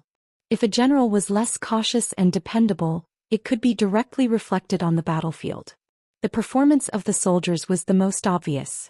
Nielsen looked at the situation coldly. As if he had noticed something, his pale lips pursed tightly. Something was not right. The enemy's formation seemed to be loose, messy, and disorderly, but when the two armies clashed, the performance of the two armies was completely different. The troops under Yuan Xin's tent were extremely excited and the originally tight formation began to show signs of loosening. On the other hand, the enemy's troops did not disperse when they charged, and the confrontation between the two armies was not messy either. It was obviously premeditated. Nielsen watched for a while. His heart was beating like a drum, and an inexplicable panic struck his chest, making him palpitate uncomfortably. Quickly report to General Yuan Xin that the enemy is deceiving us. We must not be impulsive and reckless. Nielsen asked the soldier to pass the message. But Yuan Xin did not take his words to heart at all. What right did a scholar who only knew how to talk empty words have to give orders on the battlefield? A strategist's responsibility was to come up with strategies. The main battlefield was the general's home ground. Nielsen should not be a noisy guest and usurp the host. Tell military advisor Nia that I know what I'm doing. There's no need for him to worry too much. Just wait for the celebration banquet tonight. Yuan Xin responded casually. Moreover, how can a military order be changed so easily? The situation on the battlefield is ever-changing and opportunities are fleeting. I can't listen to him completely. If Feng Jin had not secretly tricked Nyesun and caused all of Nyesun's schemes to fail, Yuan Xian's trust in him would not have fallen to rock bottom. When Nyesun heard the soldier's reply, his chest thumped harder and harder. The frequency was also frighteningly high. However, Yuan Xian was the main general. Although Nyesun had military power, he could not keep Yuan Xian in check. Yuan Xian was unwilling to listen, and he could not press his head to make him obey. Obstinate and self-opinionated, Nyesun was so angry that the veins on his forehead were bulging. He gritted his teeth and said, "Such a boorish man will not have a good end." His voice was very soft. The surrounding shouts were like thunder, but no one heard him. Jiang Pingji pointed at the battlefield and said, "Jing Rong, look at them. Don't they look like black sesame porridge?" Yangxi was speechless. What porridge? His lord paid attention to the situation on the battlefield and gave orders. The messengers who received orders and waved the battle flags and the soldiers who beat the drums also changed the rhythm of the drums. The generals and soldiers who were fighting at the front heard the movement and understood it. On one hand they let the enemy rush in, and on the other they closed the gap in the front line. Others closed the door to beat the dogs, but Jiang Pingji closed the door to kill. She smiled and said, "Our soldiers' battle formation is tight, like a thick black sesame porridge that cannot be poured out." The enemy's formation seemed to be strict, but they had overexerted themselves and were eager for quick success. After several exchanges of attacks, the formation has become more and more loose, which is just the right time to thin them out. Encircle them and break them one by one. Yangxi glanced at the battlefield. From time to time, blood would soar into the sky, heads would fly everywhere, and the ground would be covered with broken limbs and bones. He said in a pleading tone, "My lord, can we change the analogy?" Yangxi also liked to drink black sesame porridge. The doctor said that drinking more black sesame could slow down aging and reduce white hair. However, his lord seemed to be going against him. She deliberately used black sesame porridge as a metaphor for the dense mass of heads on the battlefield, which made Yangxi lose all his appetite. Jiang Pingji asked, "Not my image?" Yangxi's face was cold. "The image is perfect." It successfully made Yangxi feel disgusted with the black sesame porridge. He felt that in the future, whenever he saw the black sesame porridge, he would subconsciously think of the human heads crowding around it. Although the metaphor was a little disgusting, Jiang Pingji was right. What effect would individual heroism have on a battlefield of 100,000 soldiers? Like a drop of water flowing into the ocean. Only their tacit cooperation and imposing manner could allow them to win this battle. Combine. Jiang Pingji gave another order. Attack. The messenger who passed the order made a signal, and the rhythm of the war drums changed again. It was as rapid as a rainstorm. The shield soldiers at the front line tightened their defensive line according to the order. While they killed the enemy, they combined their shields into 2 rows, which were at least 10 feet tall. Chapter 1267. The troops under Jiang Pingji's tent became a meat grinder. They first divided the enemy into countless smaller pieces, then contracted the battle line to mince them into pieces. The quality of Yuan Xian's troops was far inferior to the elite troops trained by Jiang Pingji for many years. The difference between the two sides did not lie in their individual physique, but in the speed and extent of their execution of military orders. Yangxi ordered them to assume a battle formation that was loose on the outside but tight on the inside. They could obediently do as they were told, luring the enemy to let down their guard and send the army to charge. When the two armies charged at the same time, Jiang Pingji's troops could still take care of their comrades in formation, but Yuan Xian's troops paled in comparison. When the two armies clashed, the difference between the two would be magnified again and again. Just like Jiang Pingji's metaphor, on one side was thick porridge that could not be poured down by chopsticks, sticky and solidified, while on the other side was thin porridge with a high moisture content. When thick porridge and thin porridge collided, the thin porridge would naturally be the first to scatter. Jiang Pingji ordered the frontline troops to let the enemy rush into their formation, so they could faithfully execute military orders. When the time was ripe, Jiang Pingji ordered the frontline troops to tighten their defense line, and they also obeyed the order. Strong execution would bring about extremely high efficiency. The battlefield was a place that was ever-changing. Being one step ahead of the enemy meant gaining the upper hand. Jiang Pingji led Yuan Xian and the others by their noses. so they had no choice but to follow her rhythm until they were utterly defeated. In this wave, Jiang Pingji had at least encircled the 5,000 troops under Yuan Xian's command into her territory. Attack! The 5,000 troops were just a small group of people to Jiang Pingji's 50,000 troops. When they were scattered into their formation, they were like a grain of sand mixed into the desert, small and helpless. Coincidentally, at this moment Jiang Pingji gave the order to encircle and kill. The generals and soldiers who were beating the drums shouted in unison. Snow-white blades and spearheads pierced through from all directions, directly turning the scattered enemy troops into bloody hedgehogs. The rhythm of the generals and soldiers who were beating the drums slowed down, but the strength of the drums did not decrease. Hundreds of drums were played in unison, and the sound resounded throughout the entire battlefield. The momentum alone suppressed the opposite side. The battlefield changed so quickly that it only took a few dozen breaths from beginning to end. Yuan Xian discovered Jiang Pingji's intention to encroach on the enemy. He immediately ordered the soldiers to fight and retreat while defending against the enemy. Unfortunately, their execution was not good enough. When Yuan Xian's order was given, before the soldiers could react, they were surrounded by the enemy. Making dumplings in one go would leave thousands of corpses on the ground. It was almost impossible for these people to survive. Not to mention surviving, being able to leave an intact corpse in the chaotic battle was already a stroke of luck. The gravel and stones on the ground were dyed dark red by the blood. The blood, which looked like little red snakes, gathered on the ground and formed small puddles. Seeing this, Yuan Xian angrily punched the horse's back, causing it to let out a mournful neigh. His eyes were red and he pulled the reins tightly with one hand, forcing the warhorse to calm down. General Yuanxin, it's obvious that the enemy has come prepared. Why don't we retreat first to preserve our military strength? The two armies had only clashed for a quarter of an hour, but they had already lost thousands of soldiers and horses. Their morale had plummeted, while the enemy's losses were minimal. Continuing to fight like this would only increase the number of casualties. If Yuan Xian had been more cautious and conservative in the beginning, he might not have faced such a difficult situation. Hearing Yesun's words, Yuan Xian's eyes turned bloodshot and murderous, causing Yesun's heart to tremble. The army hasn't been defeated and the soldiers still have their combat strength. Military counselor's words shake the morale of the army. Isn't this killing intent? Yuan Xian lowered his head and glanced at the sword in his hand. He almost couldn't suppress the wild and wanton murderous intent in his heart. Yesun said, although the enemy has many men and horses, they have very little military supplies and rations.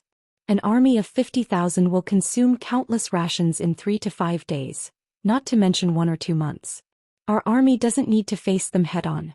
We only need to surround and harass them to break their evil plan of using war to sustain war. Yesun's method was naturally vicious. If he used it to deal with Jiang Pingji, she would really fall. In order not to delay their speed and mobility, the army's rations could only last for 3 to 5 days. If Yesun used rogue tactics to harass her and plunder her rations, Jiang Pingji's side couldn't afford to drag it out. Just as Yesun predicted, Jiang Pingji wasn't afraid of a head-on confrontation. She was afraid of the enemy's endless harassment and encirclement. Yuan Xian refused to listen. He was an extremely arrogant and self-opinionated person. He had developed a prejudice against Yesun, and this prejudice would always exist. It wouldn't disappear with time. Yesun jumped out to stop him at this moment. Yuan Xian was furious. A white light streaked across the sky. Yesun was blinded by the light. He subconsciously raised his hand and turned his body to avoid the blade that was aimed at his neck. However, the blade still fell on his shoulder and chest. Intense pain spread from his body to his entire body. It was so painful that his muscles twitched and trembled. Yesun's world was instantly dyed with blood. The blood that gushed out from his wound spilled a long trail on the ground. A few deputy generals witnessed everything. They were so shocked that their limbs turned cold. They watched Yesun's body go limp and fall to the ground. The fresh blood converged into a pool of blood on the ground beneath him. After everyone saw it, they felt as if they had fallen into an ice cellar. Yuan Xian was actually so arrogant? Yesun was Huang Song's strategist. No matter what mistakes he made, he should be dealt with by Huang Song. What right did Yuan Xian have to wield his sword against Yesun? Was he so fearless just because he was the elder of the Lord's clan? Drag him away. This person shakes the morale of the army. He has evil intentions. Kill him as a warning to others. After the impulse, Yuan Exin felt a trace of regret in his heart. However, it was quickly drowned out by anger. Yuan Exion's words lacked confidence. However, there was no turning back. Since he had already been slashed, how could he apologize? The deputy general stepped forward and said, "General, strategist Nya is the Lord's trusted aide. If you kill him before the battle, it will not be good for you." It seemed like he was speaking for Yuan Exian, but he was actually pleading for Nyesun. Although the wound was deep, it was not fatal. If the bleeding was stopped in time, he could still keep his life. Yuan Exian valued himself more. If Nyesun really died, it would indeed be troublesome. His tone softened a little. Drag him away and keep an eye on him. The deputy general was afraid that he would go back on his word. He quickly said, "Yes, sir."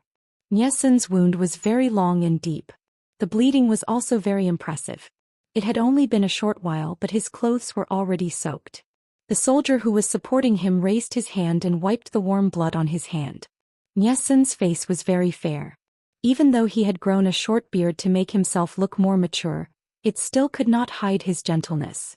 Because he had lost too much blood, his originally fair complexion had turned pale. His lips had also darkened. Faced with such a large wound and loss of blood, the military doctor was also in a difficult position. In the end, he could only take a risk out of desperation. I heard that the military doctors under Lu Shi's tent are very good at suturing wounds. Why don't we try using this to stop the bleeding? When Huang Song and Su Bei formed an alliance, they ambushed Hu County, which was guarded by Qiguan Rang, and stole a cart of medical supplies. With this cart of supplies and the retired military doctors he had secretly bribed, Huang Song's side also copied Jiang Pingji's logistical medical methods.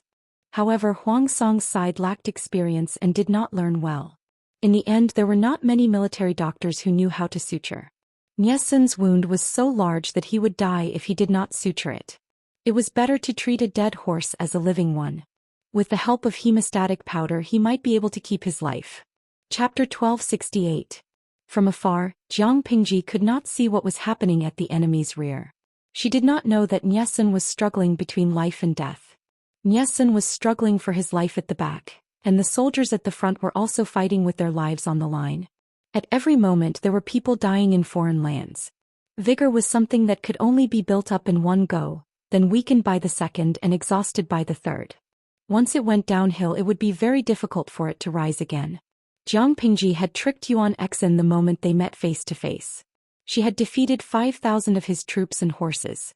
She had slapped down their morale. She tightened her grip on the hilt of the god-slaying saber, like a person who was addicted to smoking, trying her best to resist the urge to leave the scene. Yang Si, who was on the side, saw that she was trying hard to endure. Her pitiful appearance made him unable to harden his heart. He was full of persuasion, but he only sighed. "If you don't mind, why don't you let Si do it for you? Look, it's rare to see such an understanding strategist like him. He's so considerate of the Lord. Bullying such a cute little angel, doesn't the Lord's conscience hurt?" Jiang Pingji's eyes lit up. She wanted to grab Yang Xixiang and bite her. This guy was too good. Yang Si. He didn't dare to let the Lord take a whiff. Firstly, being kissed by the Lord made him feel like being kissed by a man. Secondly, he was afraid that the Lord would calm down and take revenge. Thirdly, he was afraid that if this matter were to spread to Wei Si's ears, it would provoke the revenge of the jealous beauty. He couldn't afford to provoke him. Jiang Pingji tightened her grip on Little White's reins.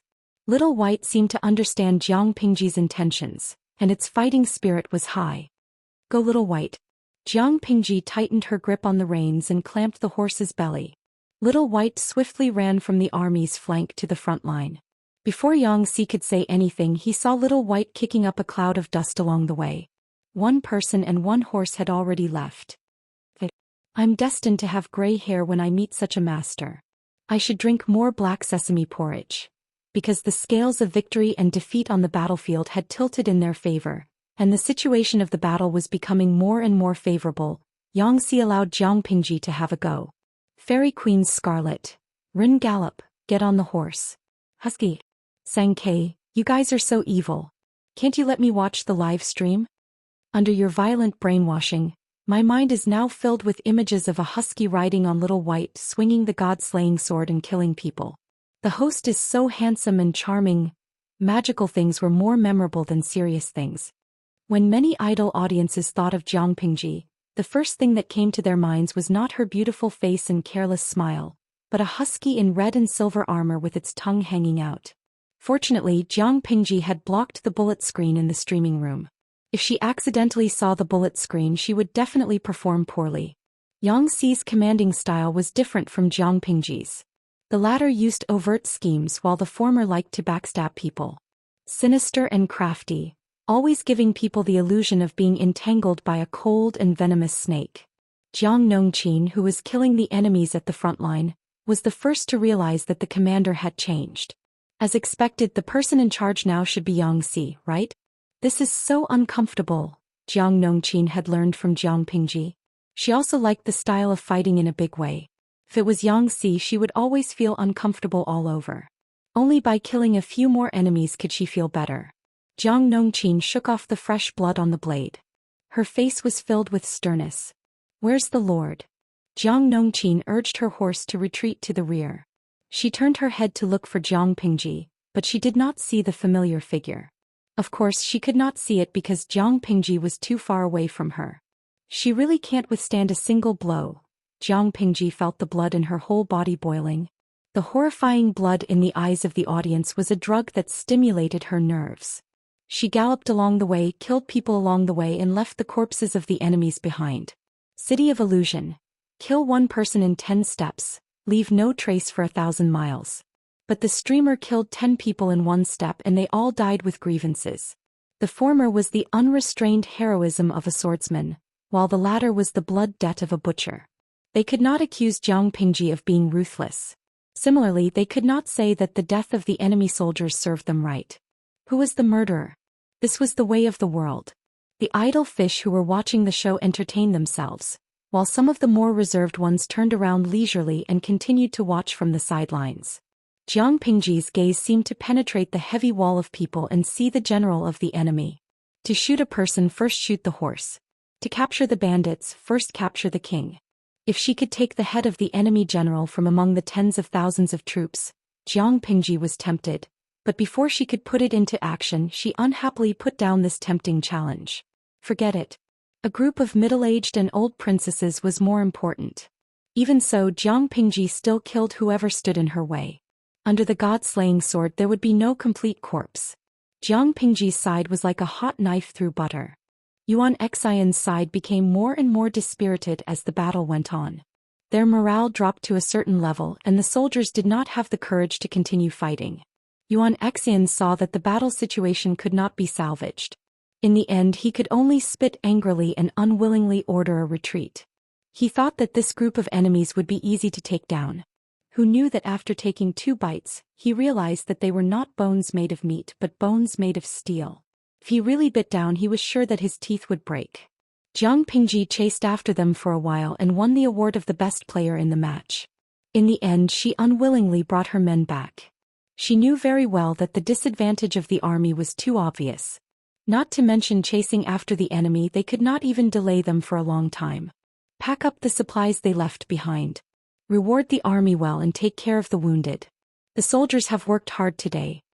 Jiang Pingji raised her hand to wipe the blood off her face. She casually tore off a piece of clothing from a corpse and wiped the body of the god-slaying sword carelessly. Xianxia also said, "My lord, let's rest for a day and leave this place tomorrow. Yuan Xian suffered a great loss today. He will certainly not let it go." Yuan Xian was fighting on his home ground, so the logistics and food supply line could be guaranteed. However, this was not the case for Jiang Pingji's side. She could only use the battle to sustain the battle. If it was 3,000 to 5,000 soldiers and horses, it would naturally not be strenuous, but the pressure of 50,000 soldiers and horses was too great. They even had to count their food and did not dare to act recklessly. Jiang Pingji said, "I think so too. I'm not afraid of anything else, but I'm afraid that Nyesin will give Yuan Xian the idea of strengthening the defense and clearing the field." What was strengthening the defense and clearing the field? Naturally, it was not laying out a carpet as the salted fish said. This was a method that was specially used to deal with the invasion of a strong enemy and to sustain the battle through the battle. Fortifying the defense and clearing the field would make the enemy unable to attack the stronghold and seize the supplies and food. Jiang Pingji did not need to attack the city now, but she wanted to seize the supplies and supplies. If Yuan Exin listened to Nyesun's advice and decided to strengthen the defense and clear the field, Jiang Pingji and the others would have to starve. Once the 50,000 soldiers ran out of food, they would not be able to hold on for 10 to 15 days, but 4 to 5 days. The worst-case scenario would be to kill the warhorses to fill their stomachs. Speaking of this, Jiang Pingji reminded him, also, get someone to count the enemy's warhorses. Continue using the ones that can be used. Slaughter the ones that can't be used and add a plate of meat. Yang Si said, what about the corpses of the fallen soldiers? Jiang Pingji rolled her eyes at him. You still want to eat people? Yang Si was speechless. Who the F***ck wants to eat people? Jiang Pingji said, burn the corpses of our soldiers and place them in an urn with their clothes and bring them back. The enemy's corpses will be directly burned by the river. After many wars, in order to make it easier to clean up the battlefield, the corpses were directly thrown into the river. In the most tragic cases, the lower part of the river could even be blocked and the whole river would be dyed bright red. If doing so saved trouble, Jiang Pingji did not mind doing so. However, she was very clear that the rotting corpses would contaminate the river and even cause a large-scale epidemic to break out in the villages near the river. Chapter 1269. Get out. Yuan Exin suffered such a big loss in Jiang Pingji's hands and lost tens of thousands of troops. How could he not be angry? He couldn't control his stubbornness. He urgently needed a way to vent his anger. Destroying the main tent was the only choice. The deputy generals in the tent didn't dare to go against Yuan Exin. He even killed Huang Song's confidant, Nyesun, without hesitation, not to mention the others. The deputy generals exchanged glances with each other and retreated resentfully. They didn't want to be swept by the tail of the storm. Everyone filed out. Looking at the empty commander's tent, Yuan Exin panted heavily, his eyes bloodshot. Yuan Exin couldn't escape the blame for this defeat, but he didn't want to admit it or accept it was his fault. Victory and defeat were common in war. He would definitely kill the enemy next time. He was depressed and drank the whole night until he was dead drunk. At the same time, Nyesun, who had experienced a life-and-death struggle, finally opened his sleepy and confused eyes. The military counselor is awake? The military counselor is really awake. The military doctor who was taking care of him noticed that Nyesun's eyelashes were trembling. He was excited. This was a sign that he was about to wake up. If he didn't wake up, the military doctor who was in charge of stitching up the wound would be in despair. He was afraid of being responsible for Nyesun's death. Now, not only did Nyesun not die, but he also woke up successfully. Not only did he not make a mistake, but he also made a contribution. The road to Qingyun was right under his feet. Military counselor, do you feel uncomfortable now? Are you hungry? Are you thirsty? Do you want some porridge to fill your stomach? The military doctor was moved to tears. Nyesun was definitely the most stressed patient he had taken over. He was unconscious for 3 days and 3 nights. During this period he had a high fever and his wound was red and festering. They all thought that Nyesun couldn't make it through this and wanted to prepare for his funeral. They didn't expect Nyesun to have such a strong desire to live despite looking weak. He managed to make it through the most dangerous stage. Nyesun's face was pale. His lips were cracked due to the lack of moisture. His eyes were dazed and unfocused as if he hadn't regained his consciousness. The military doctor could only suppress his excitement. He looked at Nyesun's mouth eagerly, expecting him to say something. If Nyesun's mind was clear, it meant that he was temporarily out of danger. If his mind was still muddled, it meant that he was still in danger. The military doctor tried to call out a few more times, and Nyesun finally gave him a little reaction, his eyeballs turning in his direction. Nyesun felt like he had just had a terrible nightmare. He groped his way forward in the dark, and there was something that he couldn't see clearly chasing after him. He didn't know what it was, but he had a faint premonition that it was extremely dangerous and couldn't be caught. He could only keep running forward, but the footsteps behind him were getting closer and closer. Just as he was about to lose all hope, he heard a cry coming from afar as if it was guiding him. The girl's cries were indistinct at first and then, That was the cry of a baby girl. She cried for a very long time, and from time to time she would even break into sobs. Nyesun's heart ached for no reason. Ignoring the thing chasing after him, he ran toward the source of the baby girl's cry. If there really was a child in this dark place, how desperate would it be? Nyesun didn't know what he was thinking at that time, but he followed that direction as if he was possessed. He didn't know how long he had been walking, but a dazzling white light suddenly bloomed in front of him, and the surrounding darkness was completely dispelled. At the end of the light stood a graceful woman. She was wearing a peach-pink dress and a red blouse over her head. She was coaxing something with her head lowered. Nyesun focused his eyes and realized that there was an infant in the woman's arms. The woman also noticed his existence and turned around to call out to him. Qingyun, Qingyun. Nyesun was shocked and his eyes suddenly widened. Memories flooded into his mind like a tide, and he was forcibly awakened by the pain. When he woke up, Nyesun was muddle-headed and didn't know where he was. It wasn't until the dazzling candlelight made his eyes water that he gradually came back to his senses. Military counselor? Military counselor? The military doctor was still calling out persistently. If he wasn't afraid of offending Nyesun, he really wanted to call out his full name. It was said that calling out like this could bring back the soul of a lost person. Nyesun forcefully blinked his sore and watery eyes, and opened his mouth with difficulty. Water, water. He had been unconscious for 3 days and 3 nights. Other than the medicine that the military doctor had forced into his stomach, there were only 2 small bowls of porridge. He was thirsty and hungry. The military doctor hurriedly asked someone to bring warm water and carefully fed Nyesun half a bowl. However, Nyesun's body was weak and it was difficult for him to swallow.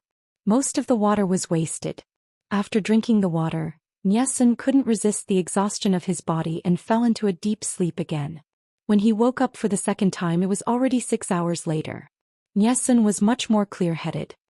He asked for half a bowl of porridge from the soldier who was taking care of him, and his cold limbs were slowly filled with a warm itch. When he regained consciousness, Nyesun lay motionless on the simple bed, staring at the top of the tent. At this moment, a deputy general ran over to look at Nyesun out of guilt. Nyesun had already gathered some strength. He asked the deputy general, "How's the battle situation?" Before he fell unconscious from his heavy injuries, the battle situation was already extremely disadvantageous. If Yuan Xin could retreat in time, the losses wouldn't be too great. The deputy general's expression was solemn as he stammered, "Our army suffered a great defeat. We lost more than 11,000 soldiers and lost 30% of our supplies." When Nyesun heard this, he closed his eyes calmly. The deputy general said, military advisor, this general has a bold idea. Why don't military advisors secretly send a letter to the Lord and quietly dismiss General Yuan Xin? General Yuan Xin is not worthy of being a general. We can't just let go of the military advisors suffering this time. Nyesun closed his eyes and thought for a long time, so long that the deputy general thought he had fainted again. Changing generals at the last minute is a taboo for military strategists. Nyesun said indifferently, "Moreover, I'm afraid I won't be able to live for long." The deputy general was shocked and looked at the military doctor in disbelief. The military doctor nodded his head awkwardly. He said, "The military advisor's wounds are too deep. Although the vital organs weren't injured, he has lost too much blood and the wounds are red and festering. If he wants to completely get out of danger, it will depend on his recovery in the next half a month. If he's not careful, he'll..." Nyesun had survived the most difficult hurdle, but this didn't mean that his life was safe. There was a lack of supplies during the march and the environment for recuperation was not peaceful. All these factors were disadvantageous to Nyesun.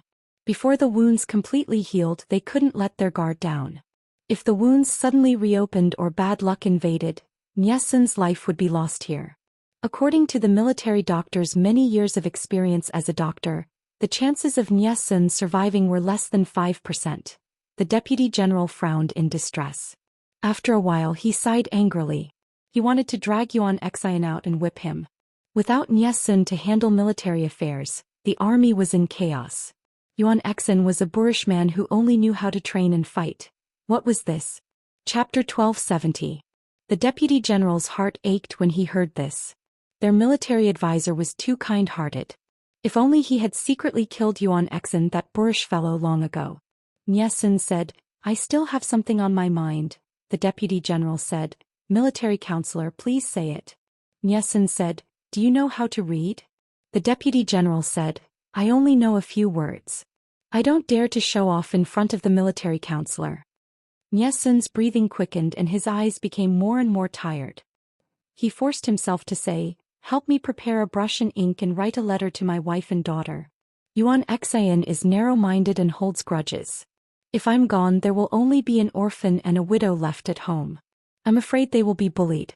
Even if the Lord takes pity on them and is willing to take care of them, there are many troubles at the widow's door. He can't take care of them forever. Although the Lord will take care of the widow of his subjects, it can't be compared to blood relatives. Nie Sun said desolately, are you willing to write a letter for me? I want my wife to bring my daughter to the Yu family. The Yu family is a famous family in Dongqing and they only have one daughter. If my wife has 2 elders to take care of her, I can die in peace. The deputy general said, I'm willing.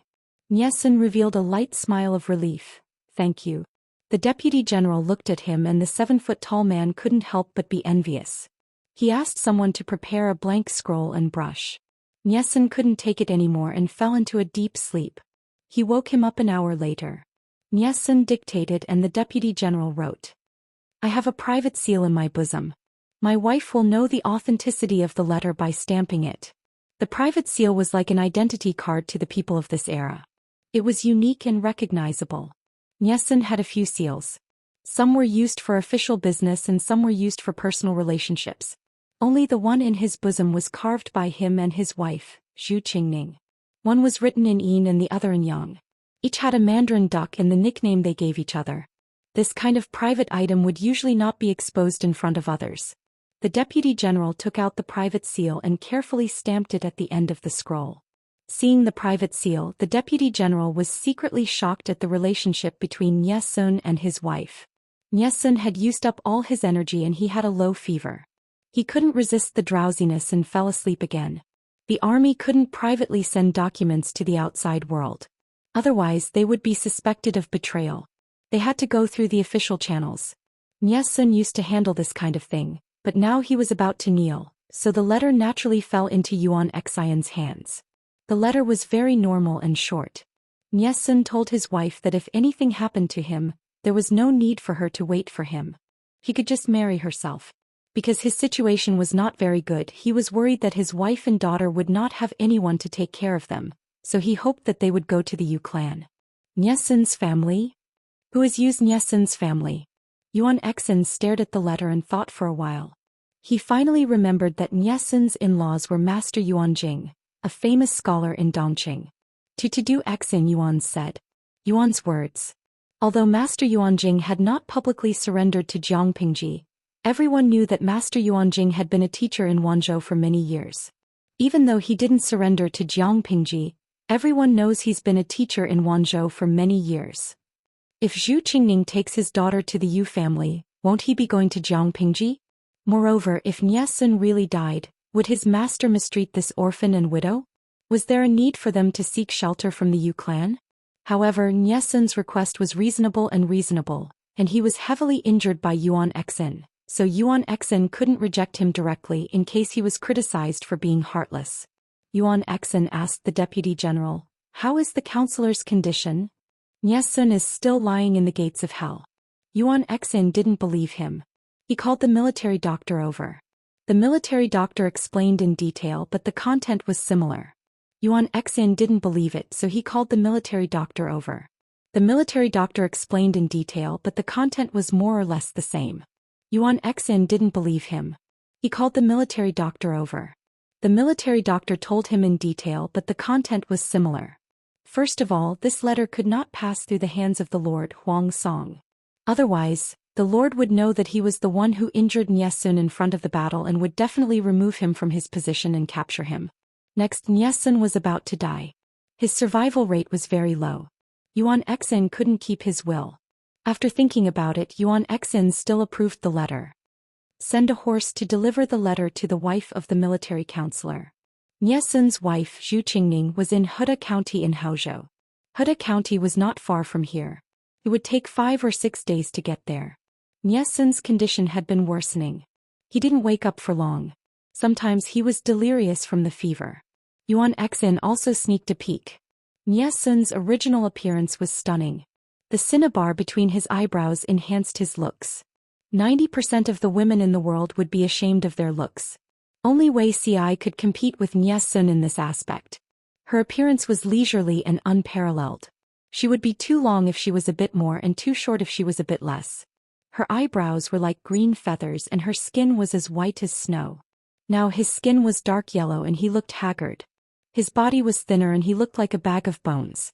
His breathing was weak and intermittent. It was as if a soul reaper was crouching beside him waiting for him to die. At the thought of this, Yuan Xin felt the temperature in the tent turn cold. He left after saying, "Take care of the military counselor." Seeing this, the military doctor let out a long sigh. After Yuan Xin left and the military doctor went out to get medicine, Nyesun opened his eyes weakly. There was an unfathomable depth in his eyes. Heh! The corners of his mouth curled up into a mysterious smile. Zhu Qingning had been feeling anxious for a while. Her daughter cried for the whole night. Her face was red and she was crying so hard that she was almost out of breath. She had no choice but to seek medical advice. She even invited a few mistresses who helped exorcise evil spirits to come to the mansion to check the feng shui. The mistress couldn't figure out the reason and could only say vaguely, "There's chaos outside. There are countless resentful spirits. The little lady is still young. She hasn't formed her skull yet. Her soul is easily infected by evil spirits. She might have bumped into something. Why don't you let me cast a spell and try?" Zhu Qingning didn't believe this at first. But her daughter had been crying for a few days. She couldn't figure out the reason and could only believe the mistress. After the spell, the mistress gave Zhu Qingning a few yellow talismans that could cure children's crying at night. After Zhu Qingning put them on the child, she hung them around her daughter's room. Unexpectedly, the yellow talismans were really effective. That night, the crying quieted down. Her daughter cried for a while before she was coaxed to sleep. Zhu Qingning immediately prepared a lot of gold and silver for this mistress. Although this mistress wasn't a swindler, she wasn't that magical either. She wasn't sure herself and was prepared to run away. Unexpectedly, Zhu Qingning sent someone to give her a generous reward the next day. The mistress was so happy that she could see her teeth but not her eyes. She simply took all the credit. A few days later, a letter from home from the front lines was delivered to the mansion.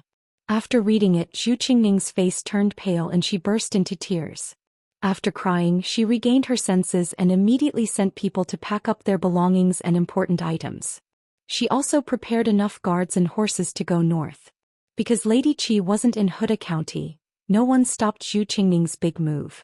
More than 100 guards escorted the mother and daughter and a lot of their belongings north. As long as they avoided the front lines, the journey was still very safe. Zhu Qingning grabbed the letter and flipped it over. She vaguely understood the real reason why her daughter had been crying non-stop a few days ago. Chapter 1271. Who did you say was slashed? Jiang Pingji ate and drank the spicy food happily. Although the conditions of the march were harsh, she still tried her best to live a better life. She was just enjoying her food, but she didn't expect Yangxi to reveal such a big news for her. Yangxi didn't frown. He was used to his lord's behavior, which was more boorish than a man's. Sometimes he even forgot her gender. He repeated, "Our informant sent news that Nyesun was slashed by Yuan Xin. His life is in danger." Jiang Pingji clapped her hands and said with a smile, "They're biting each other. They haven't won the war and they're already fighting among themselves?" Yangxi secretly rolled his eyes. No matter what, Nyesun was her cousin. She didn't have to gloat so obviously, right? Jiang Pingji coughed and said seriously, "Why was Nyesun slashed by Yuan Xin? And he almost lost his life?" Yangxi said, "I heard that they had a disagreement before the battle. Yuan Xin flew into a rage out of humiliation and slashed him."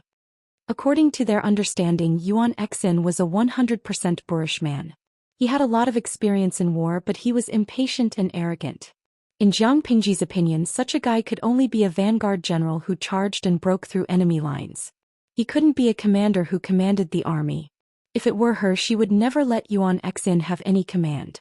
Even if she had to do so, she would arrange for people who could suppress Yuan Xin. Obviously he and Yesun had different opinions. Yuan Xian was definitely stupid. If Yesun died he would really die unjustly. Yesun wasn't enough to suppress Yuan Xian. Instead he angered Yuan Xian and was killed. Wasn't that unjustly? Jiang Pingji always said whatever was on her mind. Her straightforward temperament made people love and hate her at the same time. Yesun is really pitiful. He is such an idiot. As his cousin I definitely sympathize with him. As his enemy I feel that I can secretly laugh when I lie in bed at night. Xianxia was speechless. He looked around and found that there was indeed no one around. Then he breathed a sigh of relief. Xianxia didn't want this idle conversation to be written into unofficial history. If Yesun saw it he would be so angry that he would die. Most importantly it was very embarrassing. Yesun's life and death are unknown. This is indeed beneficial to our army. Xianxia stroked his beard and said, Yuan Xian is nothing to worry about.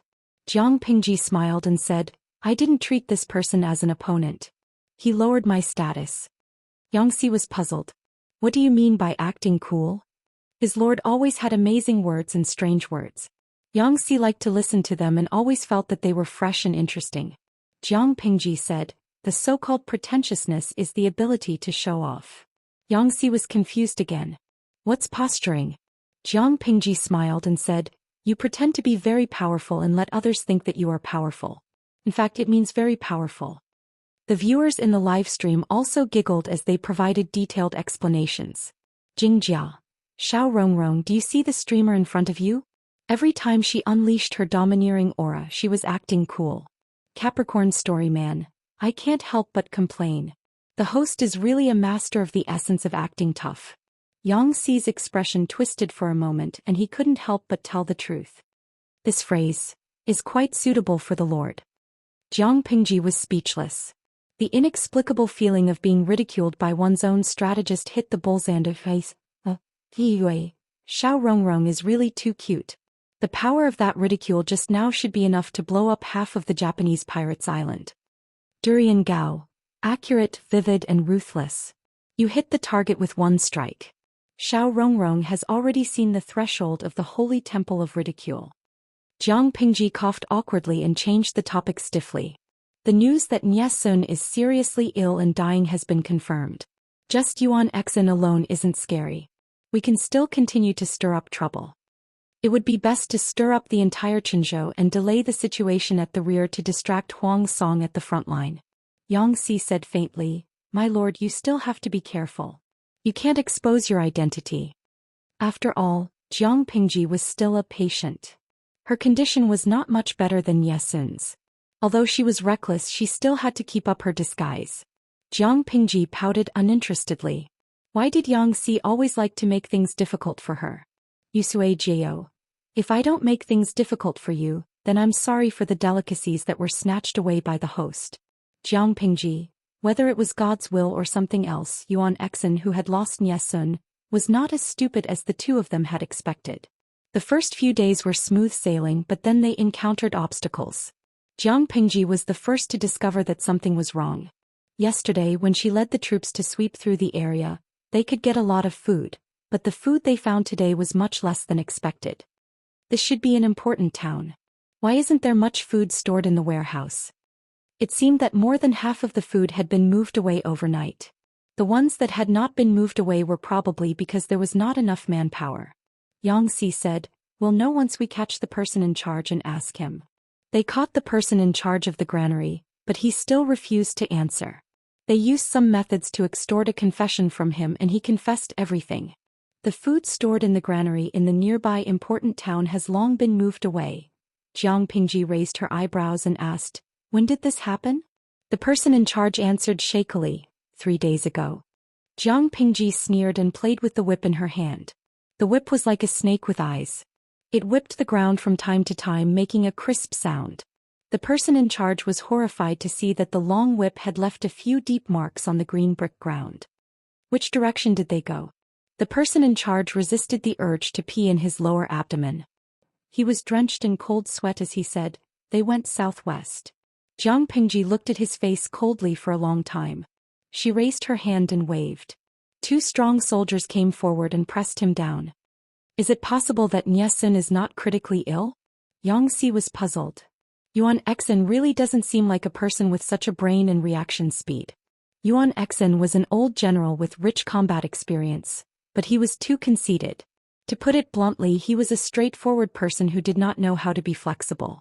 To deal with Zhang Pingji's rogue tactic of using war to sustain war, fortifying the defense and clearing the field was the most conservative and the smartest way. It also had the smallest loss. Yuan Exin did not think of this. Instead, he chose to lead the troops to fight Zhang Pingji head-on. In the end, he was beaten by her until he covered his head and fled like a rat. Now he reacted and wanted to cut off her food supply? Zhang Pingji asked, "How many days do we have left of our army's provisions?" Xianxia replied, "The military supplies that Yuan Xian's army left behind previously, plus the harvest from these days, should be able to last for another 10 days. After 10 days, the situation would not be optimistic." Xianxia could not figure out what had happened to Yuan Exin. Was Yuan Exin out of his mind or was there someone guiding him? If it was the former, there was no need to worry. If it was the latter, they had to find a way to slip away as soon as possible. Zhang Pingji said, "Fight and retreat at the same time. Be prepared for both scenarios." She was not a greedy person. She also knew when to stop. It was important to destroy the enemy, but the soldiers in her army were not cabbages. They could not increase the meaningless consumption. Chapter 1272. Zhang Pingji had many shortcomings, but she also had many advantages. The most obvious one was that she was straightforward and decisive. It was clear that their side had an absolute advantage and they were about to turn the enemy's lair upside down. Under the urge of greed and fluke mentality, most generals would inevitably be indecisive and hesitant. However, Zhang Pingji was not like that. She had always been straightforward about victory and defeat. Because she was too straightforward, sometimes others could not help but wonder if she treated military affairs as a child's play. Of course, Xianxia understood that his lord would not joke about such things. The more it was so, the more terrifying it was because the possibility of tricking her was too low. On the contrary, the probability of being tricked by her was increasing. "I don't know if it's fortunate or unfortunate that those feudal lords were born in the same era as my lord," Xianxia sighed in a low voice. Jiang Nongqin accidentally heard him. "Of course it's fortunate," she replied with an indifferent expression. Xianxia and Jiang Nongqin were considered friends who had a friendship boat. Even though the boat often capsized because of his lord, he still readily asked, "Why do you think so, Officer Jiang?" "I feel that it's a little unfortunate. No one wants to be born to be hit by others and lose consecutively." Jiang Nongqin's eyeballs moved a little. "How many mortals can see a celestial being like my lord? Naturally they have to rejoice." Xianxia was speechless. He was wrong. Jiang Nongqin was his lord's most loyal die-hard fan. He was a brainless fan. She was the kind of die-hard fan who felt that his lord's posture was cool and neat even when he saw her squatting in the latrine. He was really muddle-headed to expect to hear a more constructive answer from her. He replied sarcastically, "Commandant Jiang, you have a unique view." Jiang Nongqin turned her gaze to him. Her eyes clearly wrote 5 words. "Do I need you to say that?" Xianxia was speechless. After the army rested and reorganized, Zhang Pingji saw a few bullet screens from the audience in the streaming room before they set off. She frowned in her heart. Jing Rong has been quite close to Officer Jiang these days. "Why, do you fancy her?" Xianxia was about to get on the saddle. When he heard this, he stepped on nothing. Half of his body hung on the back of the horse. His expression seemed to be empty. "Qingqing Liuye, streamer, don't ask so bluntly. You scared Xiao Rong Rong." Zhang Pingji had been streaming for a long time. It was almost 10 years since she appeared. How many 12 years does a man have in his life? Many of the audience had watched them grow up from their tender teenage years to their mature and steady youths, and even to their middle ages. Apart from Zhang Pingji, Jiang Nongqin was the second familiar face who had accompanied them through so many years of streaming. Jiang Pingji could chat with them and get along with them more like friends. However, Jiang Nongqin was different. Many people treated her as their daughter. Just now, an idle spectator suddenly asked Jiang Nongqin how old she was. Everyone counted with their fingers for a long time. They were shocked to find out that the daughter of Yun Yang was about to become an old leftover woman. Although Jiang Pingji was good, he couldn't bring her home at night to warm her bed, sleep and exercise. They hoped that as the lord, Jiang Pingji would care about Jiang Nongqin's marriage. Hanyan Ningmeng. It's not that I despise Rong Rong, but he's old and has a messy private life. He's not suitable to be a son-in-law. Lin Mei, oh, Xiao Rong Rong is indeed getting on in years. Her physique can't be compared to when she was young. I'm afraid she doesn't have the strength. Xingyuan Miao Miao. It's okay to be old as long as he's strong and healthy. However, Xiao Rong Rong doesn't seem to have the capital to be proud. Jiang Nongqin was the daughter of the idle spectators Yun Yang. Then her other half was the son-in-law of the idle spectators in the streaming room. There was nothing wrong with this relationship. Jiang Pingji ridiculed them for being incompetent. Which son-in-law could satisfy his 850,000 in-laws? These were only the idle spectators who had grabbed the small bench in the streaming room. The number of in-laws who were not online was even greater. Jiang Pingji watched helplessly as the streaming room raced. She couldn't help but wonder if Yang Si was at his limit. In the past few years his private life was basically close to Feng Zhen's. However, after relying on her he slowly cultivated his moral character and character. It was not too much for him to occasionally steal from her. Little did she know whose fault was it for Yang Si's private life.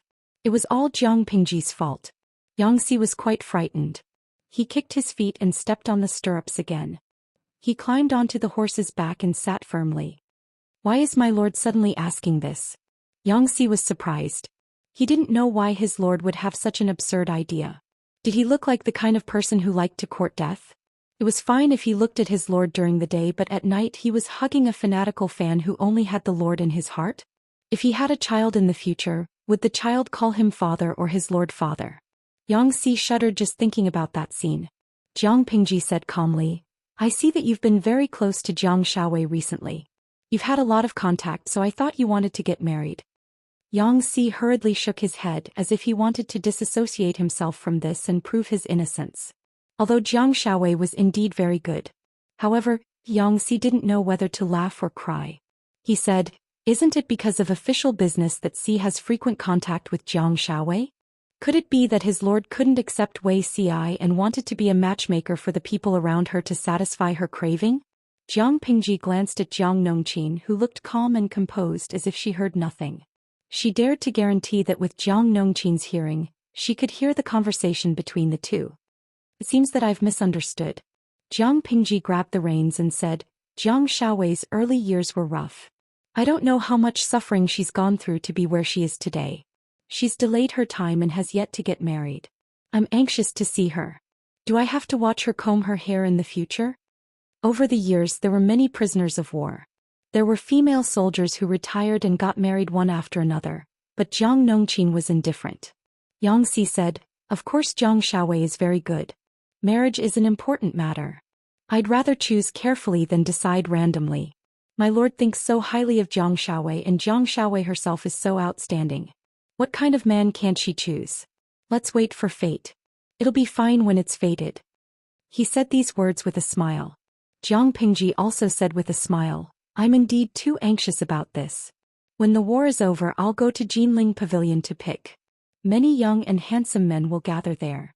When the time comes I'll find a reason to hold a grand gathering and let her take a look. Yang Si frowned after hearing that. Young and handsome men from Jinling Pavilion? Forgive me for being rude, but men who are still young and unmarried. Was there a second person besides Wei Si the weirdo? If Jiang Nongqin really wanted to find a husband she could only choose from the younger ones. There was an age difference of more than 1 year. Was she looking for a husband or a son for herself? Jiang Pingji chatted with Yang Si as she rode the horse and marched. What you said makes sense. It's better to find someone who's older and more considerate. Yang Si thought about it and said, My lord, you're right to think that way. It's just that those who are older are either married or widowers. I don't know how many times they've been married. It's not that I look down on them, but they're not worthy of Jiang Xiaowei. You should at least find someone who's unmarried and childless, right? Chapter 1273. Yang Si felt very wronged. Only when Jiang Nongqin rode past him on her horse, she smiled and said 4 words. Smart ass.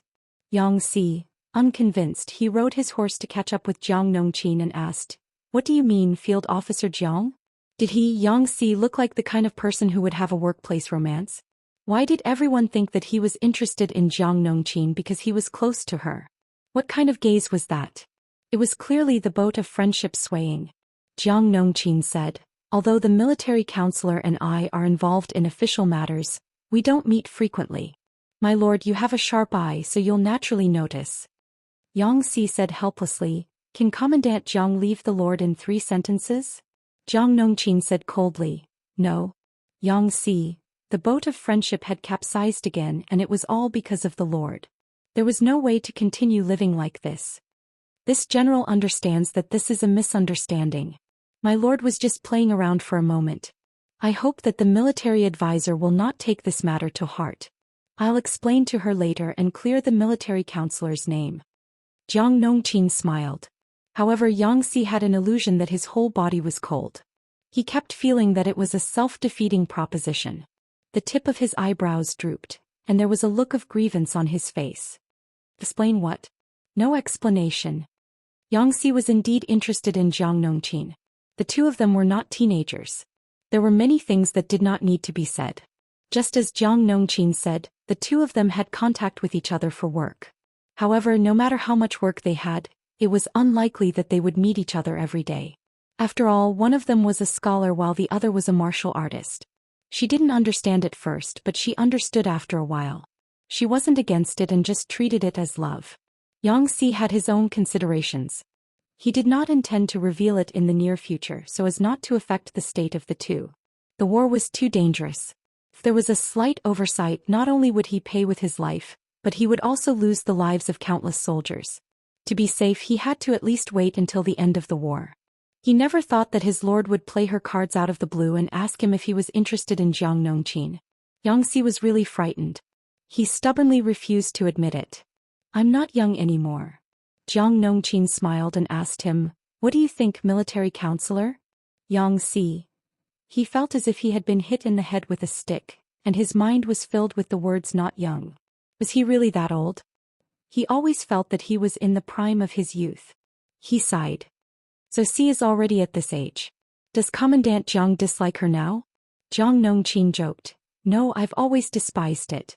It's definitely not just today. Yang Si couldn't help but cover his chest. Could they still chat properly? After a while, Yang Si saw that Jiang Nongqin was still keeping pace with him and had no intention of leaving. Looks like Colonel Jiang doesn't despise the old man beside you? The military counselor is naturally a dragon and phoenix among men. The so-called disdain is just a joke, Jiang Nongqin said seriously. However, the world has yet to be settled. How can we be at home? Wait until I help the Lord pacify the world, then we can talk about love affairs. As long as the military counselor can wait, I can naturally wait. Yang Si. Was it too late for him to run to the Lord and admit that he was interested in Jiang Nongqin? He had to wait for the world to be at peace. He felt unwell all over. As expected, he couldn't stop talking about the Lord. Yang Si thought that the conversation was very soft, but he did not know that Jiang Pingji, who was more than 300 feet away from them, heard it clearly.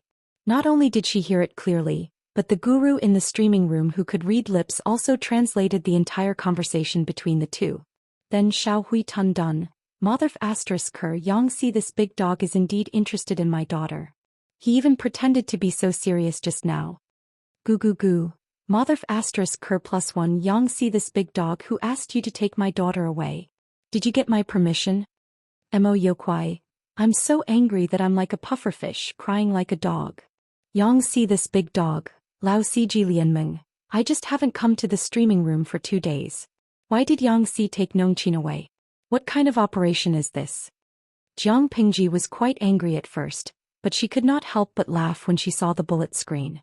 At first they called her Little Rong Rong and Little Cici, but now they all called her Yang Si and Big Dog with their full names. The salted fish in the streaming room were really a group of capricious goblins. The current atmosphere was relaxed and lively. There was no sign of nervousness at all. However, the enemy scouts are so bold. Jiang Pingji frowned. Her alertness was definitely the strongest at that time. She would not miss any scouts within a certain range of them.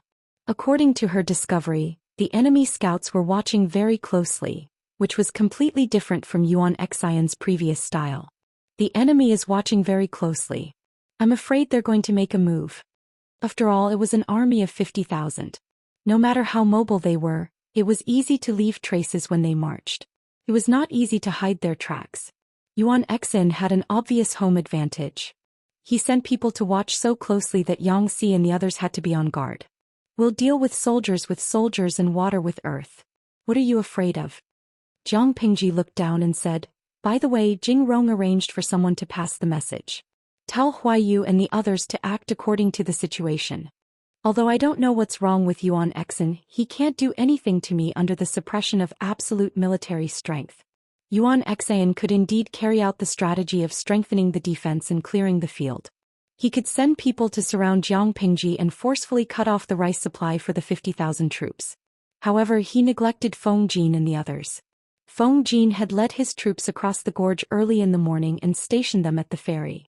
If Jiang Pingji had not ordered them to hold back temporarily, Yuan Xin would have been stabbed in the back. Jiang Pingji was determined to retreat. With Feng Jin's cover, no one could stop her. Did Yuan Xin become smarter after he slashed Niesun? Of course not. Niesun was still a patient who could not get out of bed. His condition was erratic, sometimes good and sometimes bad. Because of Niesun's absence, there was no one to take care of the military logistics. They could only rely on the deputy generals and ordinary officials to take the blame. It was a mess. Helpless, Yuan Xin could only find a temporary worker.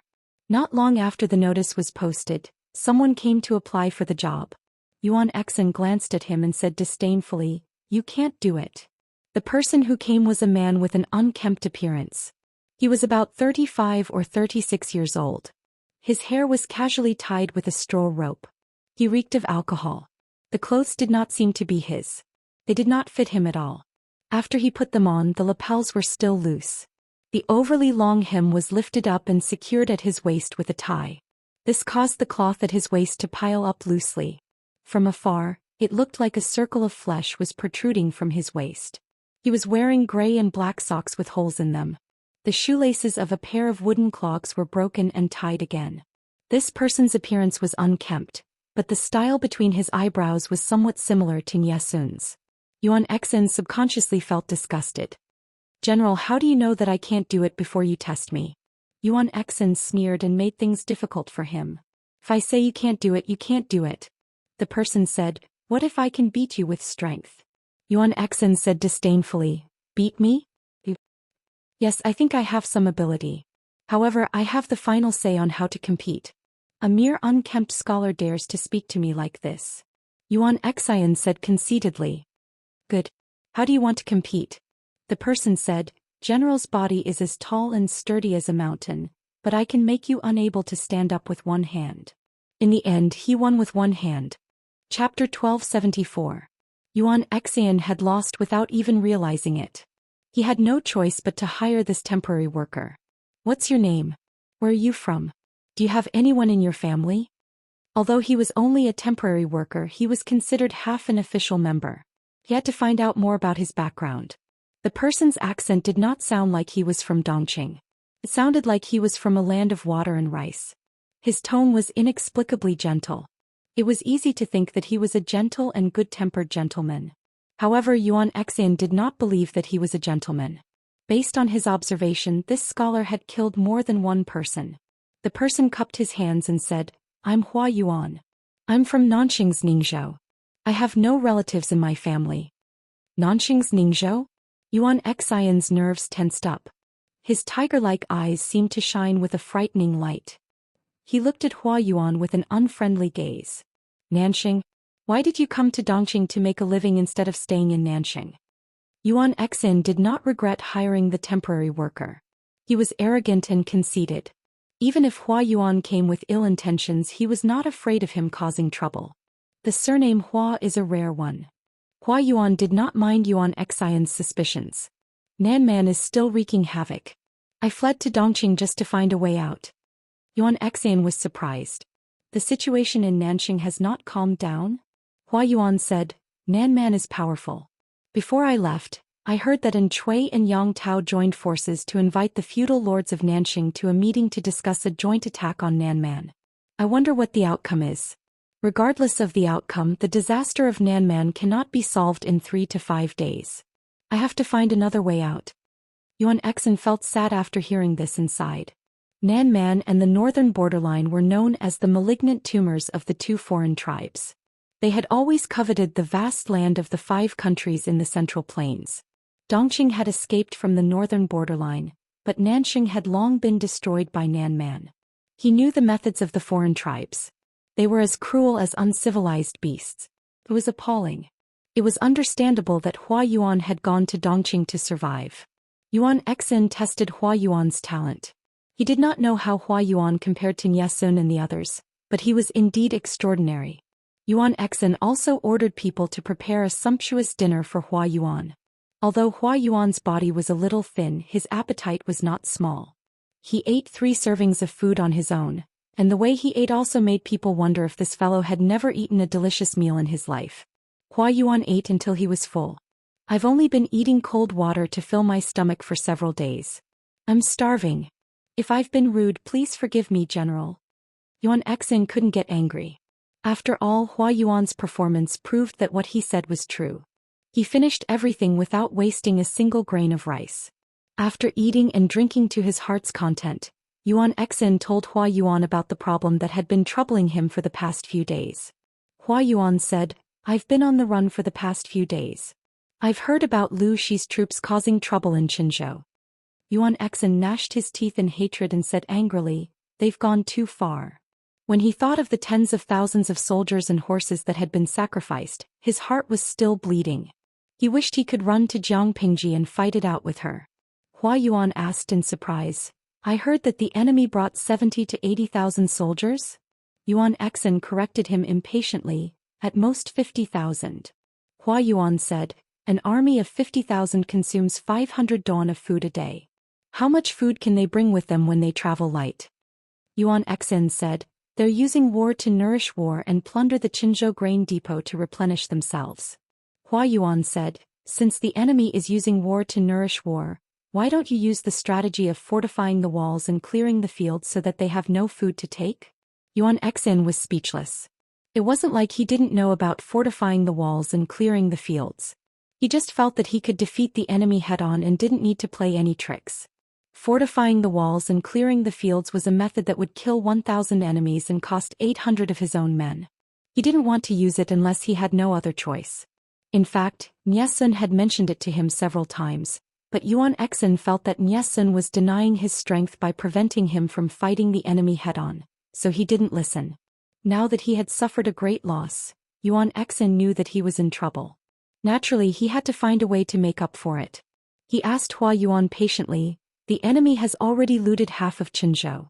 Is there any use in fortifying the walls and clearing the fields? Of course there's a use. The enemy has 50,000 men and horses. Consuming food is a huge problem. Why don't you set up a trap to lure the enemy deep into Qinzhou, cut off their escape route and trap them for a few days? Hua Yuan said, if you don't do that, they'll do the same thing and cause trouble in Haozhou again. Yuan Exin's face darkened when he heard that. If Haozhou was also harmed, Yuan Exin would commit suicide as an apology, even without his Lord Huang Song's order to investigate who was responsible. If Jiang Pingji wasn't so rational and decisive, if she was a little greedy and unwilling to give up the results of the battle, she might really fall into the trap. The greedier a person was, the more they liked to take risks. This mentality was similar to that of a gambler. If he bet correctly, he would turn the tables immediately. If he bet wrongly, he would lose everything.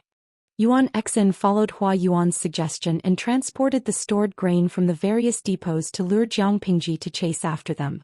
At the same time, he paid close attention to the movements of the army. Unfortunately, Jiang Pingji wasn't a kind person.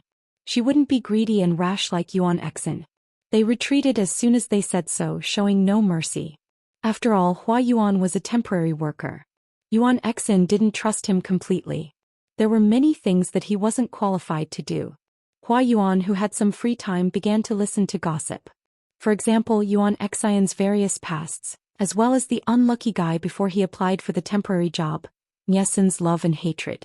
General, did you really kill military advisor Nie at the front lines?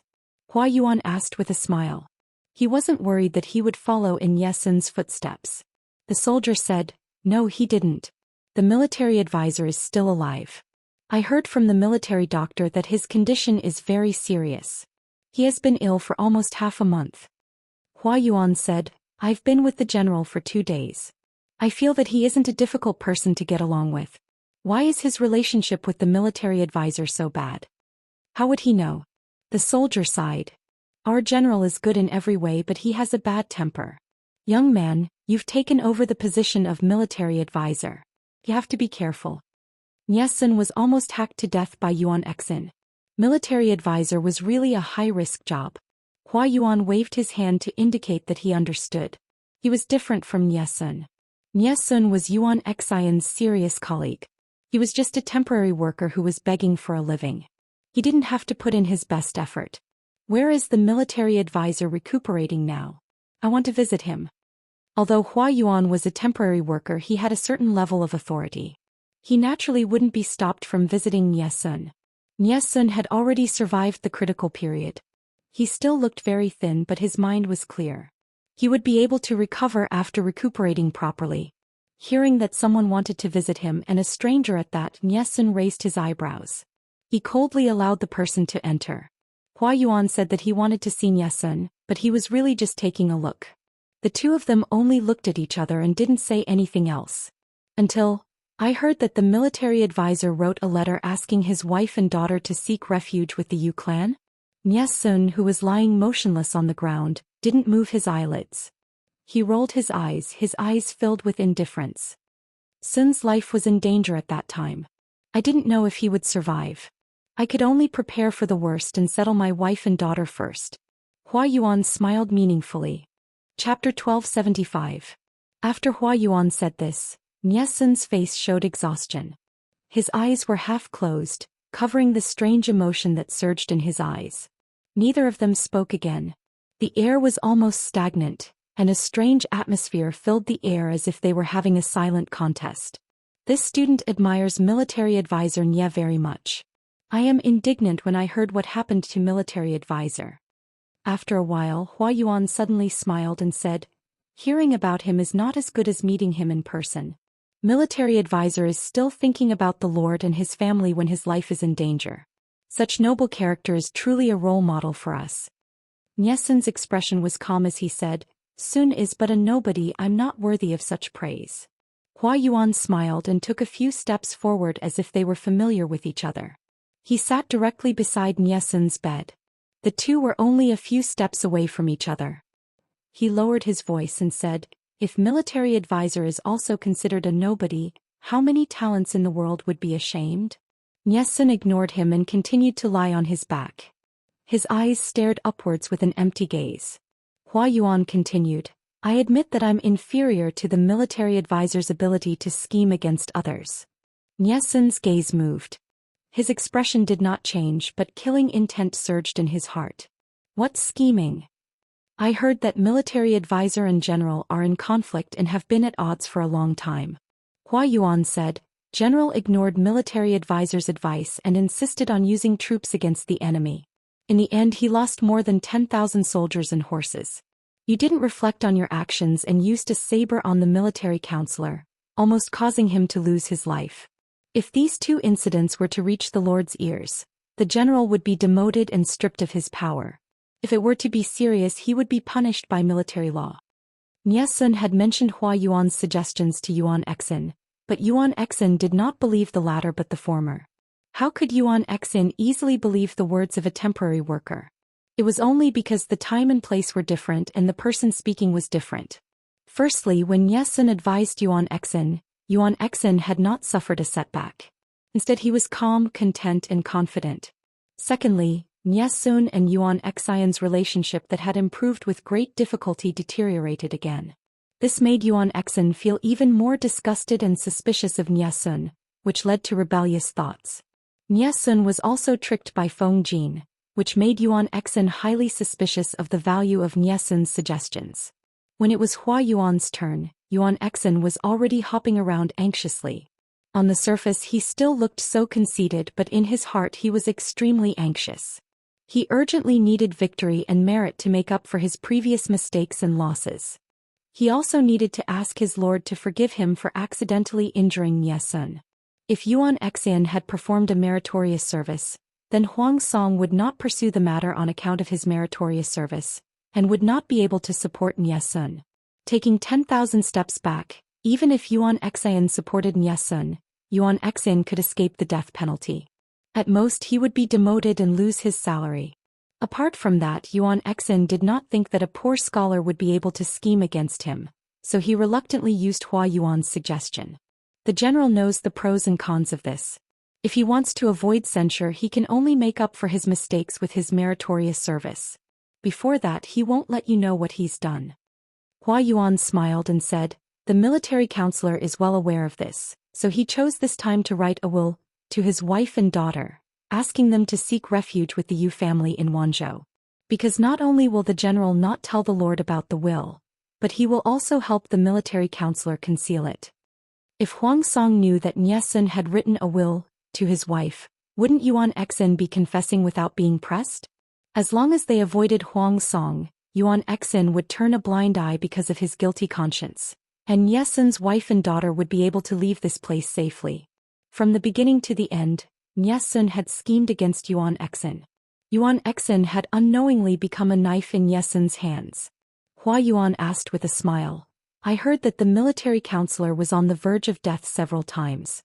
How can I not admire him for being able to scheme so accurately under such circumstances?" Substantial killing intent flashed in Nie Sun's eyes, but his tone of voice was very calm and indifferent. "I don't understand what you're talking about. Sending away my wife and daughter and planning for the rest of their lives is just the instinct and duty of a husband and father." The corners of Nie Sun's lips curled into a bitter smile. "I don't even know if I can survive such an injury. Naturally, I have to plan for the worst." Hua Yuan said, "To be precise, it should be a double plan, right?" Nie Sun's hand that was placed by his side suddenly clenched, almost tearing at the healing wound. "If the military counselor unfortunately dies, your wife and daughter will naturally be safe for the rest of their lives with the protection of the Yu family. If the military advisor is lucky enough to survive and send them away." Hua Yuan grinned as he looked at Nie Sun. His pitch-black eyes caused one to shudder, and they were like a deep and icy cold pool. "The military advisor will have nothing to worry about anymore. In my opinion, the military counselor is not a kind person. Will he really be able to take this lying down?" The literati of this era had nothing else but tough bones, bad tempers, arrogant personalities and fierce actions. Buddhist? No way. Even if Wei Ci and Feng Jin, who were known to have good tempers, looked modest, polite and gentle on the surface, if they really crossed their bottom line, no one would be easy to deal with. Even if Nie Sun looked harmless, Hua Yuan's sharp senses could smell the hidden danger under the calm surface. This matter between Nie Sun and Yuan Xian would not be resolved peacefully. Sun and General Yuan Xian are both under the Lord's command. There are occasional conflicts, but it's not a big deal. Nie Sun turned to look at Hua Yuan and asked with a faint smile, "Do you think that Sun will ignore the big picture and cause a scandal of civil and military infighting to embarrass the Lord?" Hua Yuan was stunned after hearing this, as if he did not expect Nie Sun to answer like this. Did his words mean that he would take this lying down and not care about Yuan Xian's mistakes? Although Sun and General Yuan Xian have conflicts, it is not fair and just for the Lord to judge.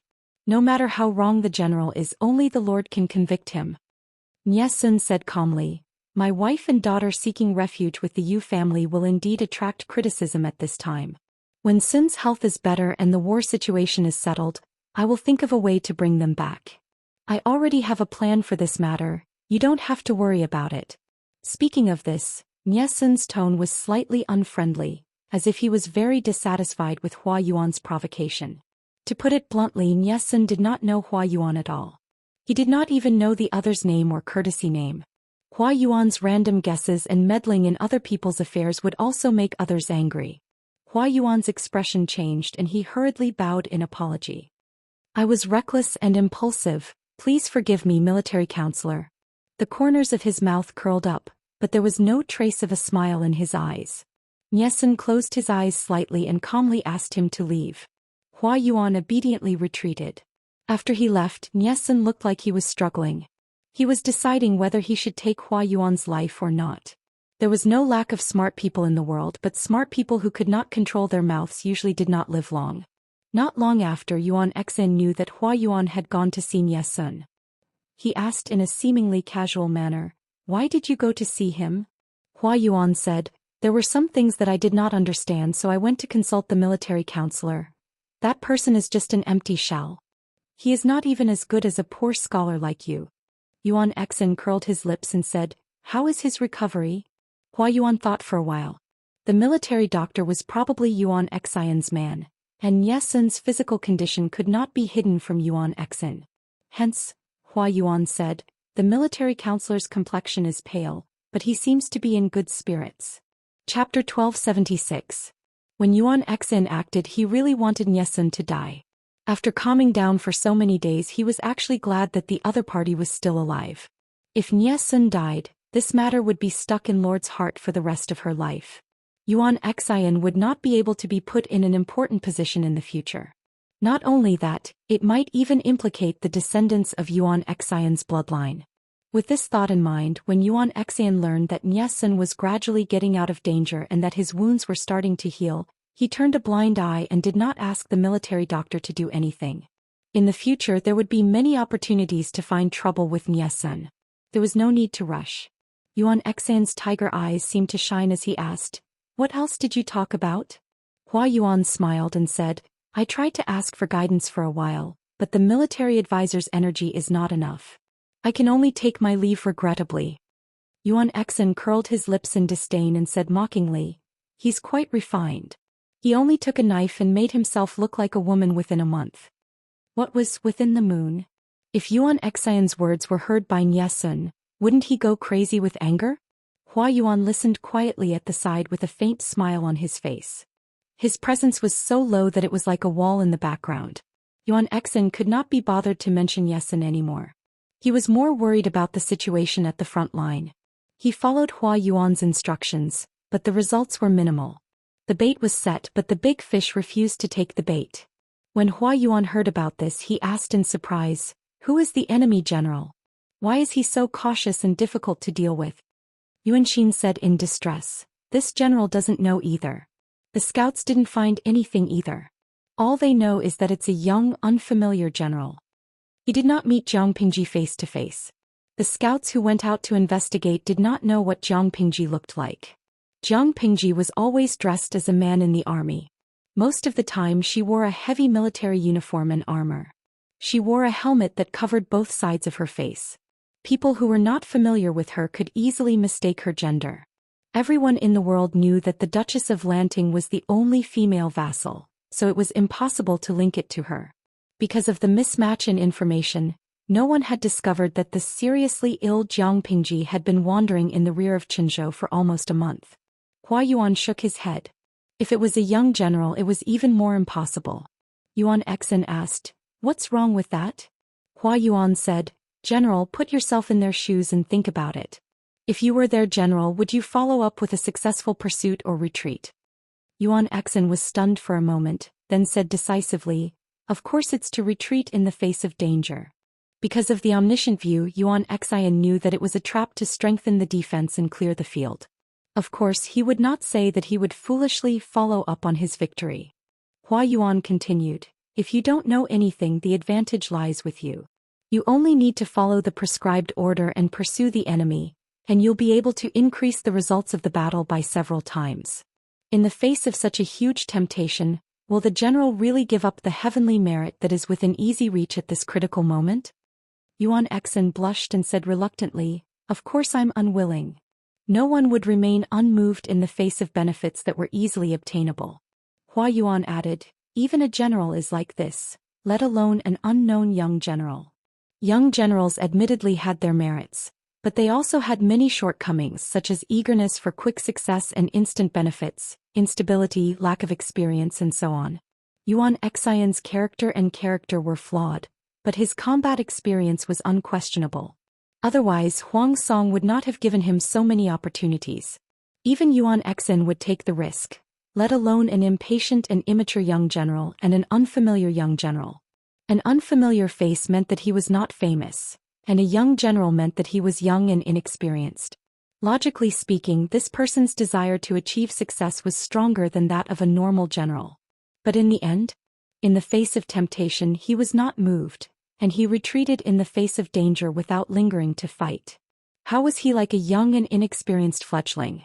Yuan Xen regained his composure and said, "According to what you're saying, the commanding general is someone else?"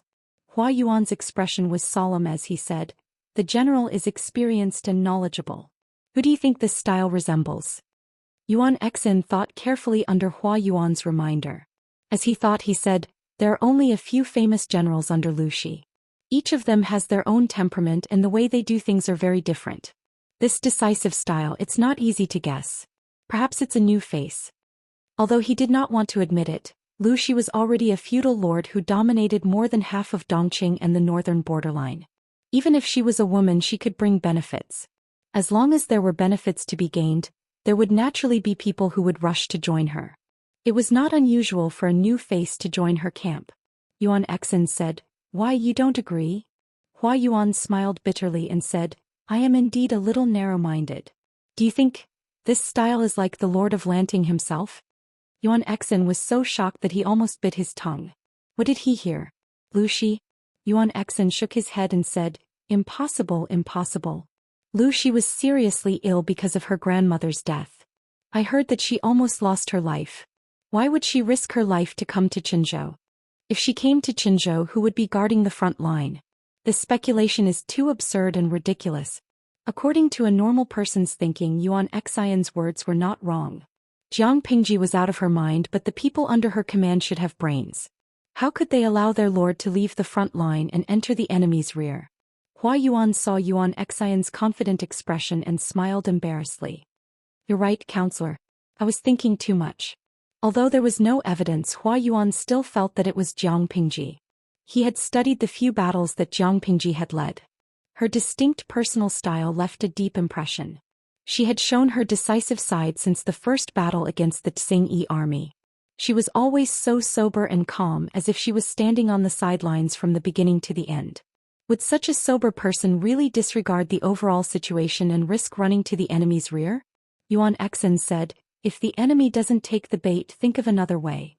Hua Yuan came back to his senses and said with a smile, "I have a plan here. Counselor, please listen." The two of them talked in low voices.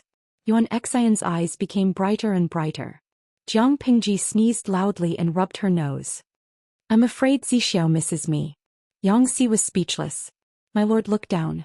That's because you're embarrassing yourself." "I wonder how Huayu's preparations are going." Jiang Pingji planned to retreat after having enough fun. She had disturbed the peace in Qinzhou. Huang Song's head would probably hurt if he heard the news. To prevent the enemy from suddenly becoming smart and running to fight a war of attrition, Jiang Pingji asked Feng Jin to be ready to support her. As long as they crossed the gorge, the army would be safe. Yangxi said, "The news has been spread. Huayu will make the appropriate arrangements." Jiang Pingji was about to nod when she heard the sound of horse hooves. She saw two teams of scouts rushing back to the army. "Report, traces of an ambush have been found ahead." "Ambush?" Jiang Pingji frowned deeply and said unhappily, "It's not easy to fight on other people's home ground. They always set up ambushes. If they accidentally stepped into a trap, Jiang Pingji would lose a lot of troops." Yangxi asked the scout, "How many ambushes have you found out?" The scout said, "According to the traces, there are about 10,000 of them." "More than 10,000 ambushes? So much effort?" If the ambush gained the upper hand, even if Jiang Pingji's side was vigilant, they would lose nearly 10,000 troops if they really fought. Seeing that they were about to leave Qinzhou, Jiang Pingji did not want to increase the number of casualties. She turned her head and asked Yangxi, "Can we go around them?" Yangxi was from Dingjun in Qinzhou. He was very familiar with the terrain. Otherwise, Jiang Pingji would not have dragged him here. Chapter 1277. Let's take a detour if we can. It's good to have fewer casualties. Jiang Pingji quickly made a decision. It was better to do this sooner rather than later. The longer they delayed, the more their food supply would be. Yangxi nodded in agreement. It was fine not to know that there was an enemy ambush ahead, but if they knew and still foolishly went forward, wouldn't they be looking for trouble? After all, he was a native of Qinzhou. Yangxi was still very familiar with his hometown. Even if they took a detour, it would not waste too much time.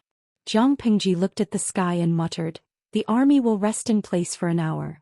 The vanguard scouts will go forward to explore the way. Although it was said to rest in place, the entire army still maintained a defensive formation to prevent the enemy from suddenly rushing out. Jiang Pingji turned over and dismounted. Little White followed behind her obediently. Seeing this, Xianxia also dismounted to rest. "Why are you frowning, my lord?" Xianxia drank a mouthful of water to moisten his throat. After spring it was gradually summer. The weather was getting hotter and hotter. After marching for 2 to 4 hours, one would be sweating profusely. In serious cases one would even feel that their throats were smoking. "Is there something wrong?" Jiang Pingji said, "I just feel a little strange." "Strange? What's strange?" Xianxia said excitedly, "My lord, why don't you tell me and let me analyze it for you? Maybe I can help you solve your doubts."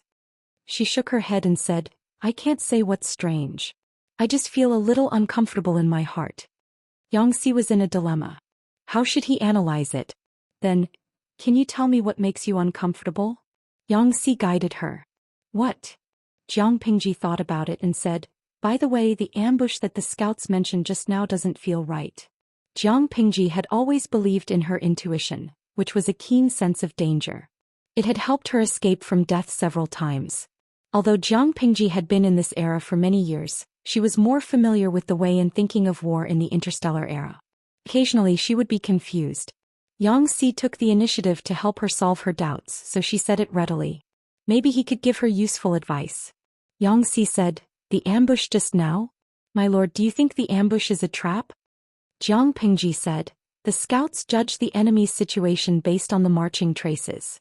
Aren't the traces left by more than 10,000 troops too obvious?" As she spoke, her thoughts became more and more clear. An ambush with more than 10,000 soldiers is already considered a big move. Even our scouts were able to discover the obvious traces on the ground. The enemy wouldn't fall for it so easily. Are the Yuanxin collective blind to not see it? That's right. What? When Jiang Pingji said that, she suddenly felt that there was some kind of conspiracy, and it was a targeted conspiracy. If it's an ambush to prevent the enemy from being vigilant, it's natural to erase the traces of the army as much as possible, so that the enemy can enter the ambush site unprepared. Xianxia also pondered along this path. The more he thought about it, the more he felt that something was wrong, and his heart was filled with doubts. My lord's suspicions are correct. The enemy tried to ambush us but left such an obvious flaw. This move is really suspicious. After a while, Xianxia suddenly thought of what Jiang Pingji had just said. He said, "Just now the scouts reported that there were more than 10,000 soldiers lying in ambush in front of us. My lord said, if we can take a detour then we should. It's good to have fewer casualties." Looking at it now, this ambush seemed to be specifically targeted at the lord. Because the lord was naturally vigilant, once she knew that there was an ambush ahead, she would definitely choose to take a detour. Could it be that the ambush ahead was fake and the real ambush was on the path we took to take a detour? Jiang Pingji shook her head. "It's hard to say. The only thing I'm sure of is that there is indeed an ambush ahead." Although the live stream was useless except for chatting, Jiang Pingji was a person who was good at making use of others. She would try her best to use all resources to achieve her goals. The camera in the live stream could overlook the ground from a certain height. After Jiang Pingji adjusted the angle of the camera in the live stream, she did indeed discover many ambushes. In other words, if Jiang Pingji did not take a detour, she would still be ambushed. Xianxia was puzzled after hearing this. What was going on? Looking at it now, it was not a good idea to take a detour, but it was also not a good idea to not take a detour.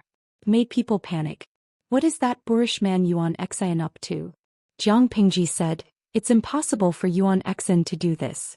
He doesn't have the brains to think about such complicated things. This doesn't seem like Niesin's style either. I dare not say that I understand Niesin very well, but things like style are personal characteristics. Niesin's style is not like this. Didn't Niesin get slashed by Yuan Xian and almost lose his life? Scholars have always been proud and unyielding.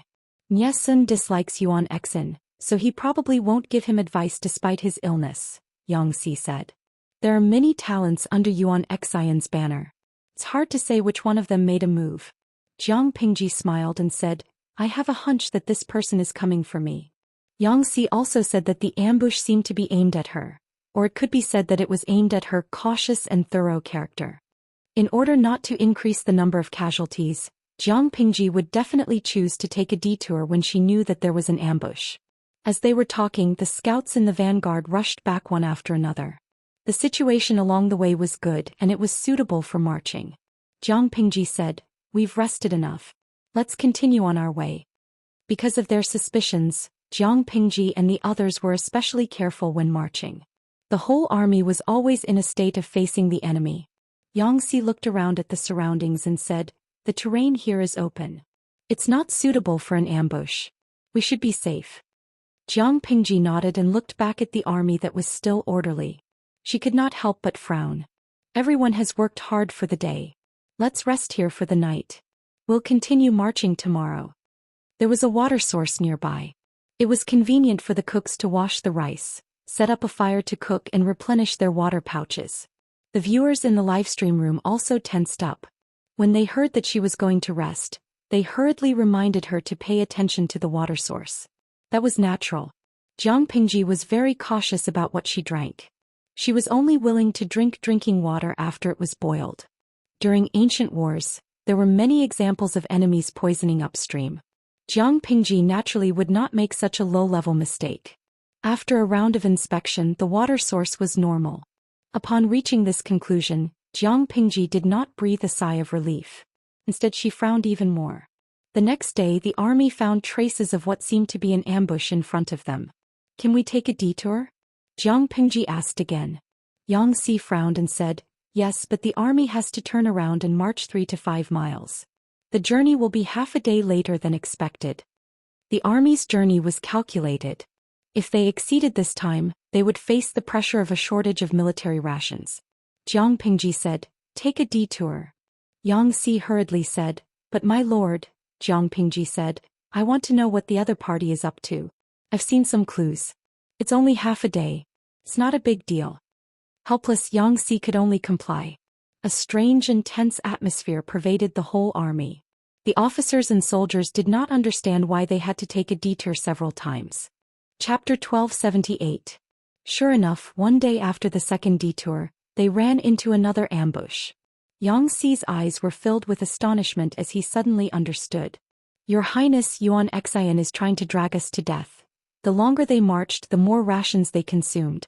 If they couldn't meet up with Feng Jin and the others before their rations ran out, a total of 50,000 soldiers might really be killed here by someone's scheme. At the thought of that possibility, Xianxia felt both relieved and scared. It's not as simple as delaying time. Didn't you notice that the soldiers' energy is also depleted very quickly?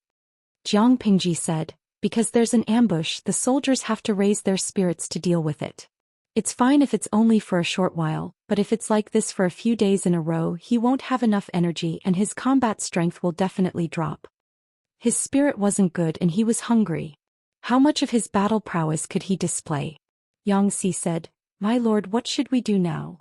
Jiang Pingji retorted, "What do you think?" Xianxia said, "Instead of being so timid, why don't we go all out and kill our way out? We can't lose the bigger picture because of a small gain." Xianxia would really vomit blood if he lost 50,000 troops and a lord because he was afraid of losing a few thousand troops. Jiang Pingji sneered as she unsheathed the god-slaying sword from her waist. The shiny blade shone with a piercing white light under the reflection of the sun. What a coincidence, I was thinking the same thing. Jiang Pingji had never been a person who was afraid of battles.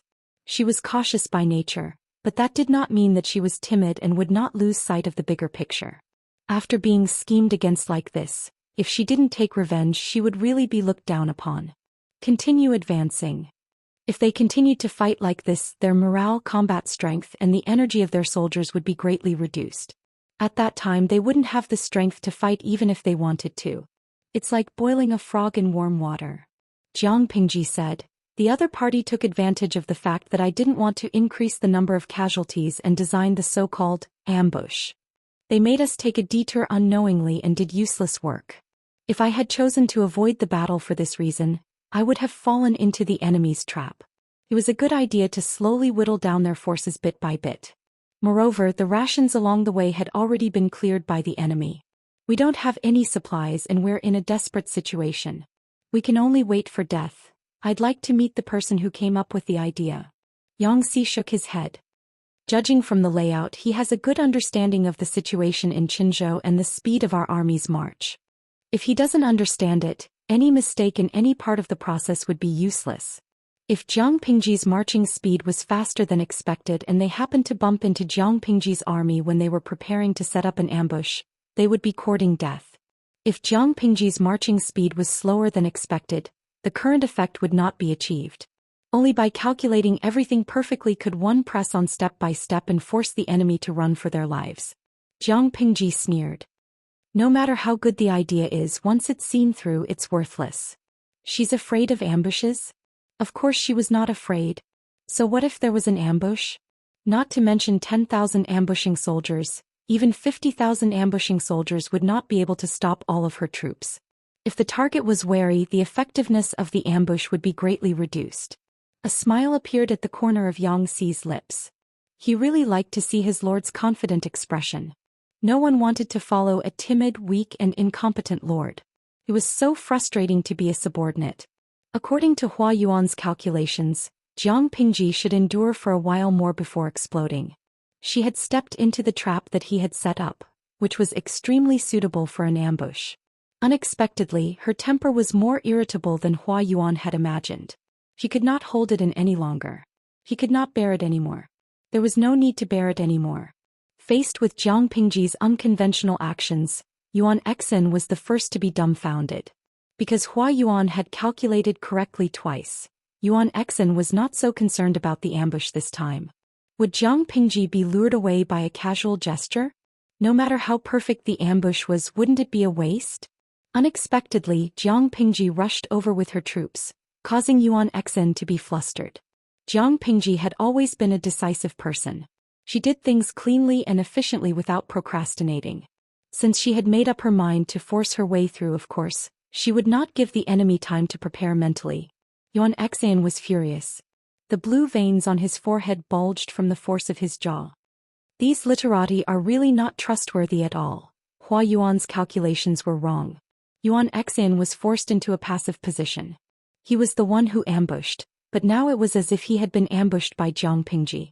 Yuan Xen was arrogant and conceited. Of course, he would not look for the reason for his failure from himself. Instead, he looked for Hua Yuan's fault. After all, Hua Yuan was only a temporary worker without an official position. He came from a humble background. His life was equivalent to that of an ant in Yuan Xen's eyes. Did Yuan Xen have to admit that it was not the temporary worker's fault but his? Seeing that the enemy's army was getting closer and closer, Yuan Xen's side could only choose to fight hastily. Because Jiang Pingji had discovered it early and Yuan Xen's side was not fully prepared, the so-called ambush did not achieve the desired effect. Even so, Yuan Xen still caused a certain number of casualties on Jiang Pingji's side. Compared to the losses suffered in a proper ambush, this number of casualties was still within an acceptable range.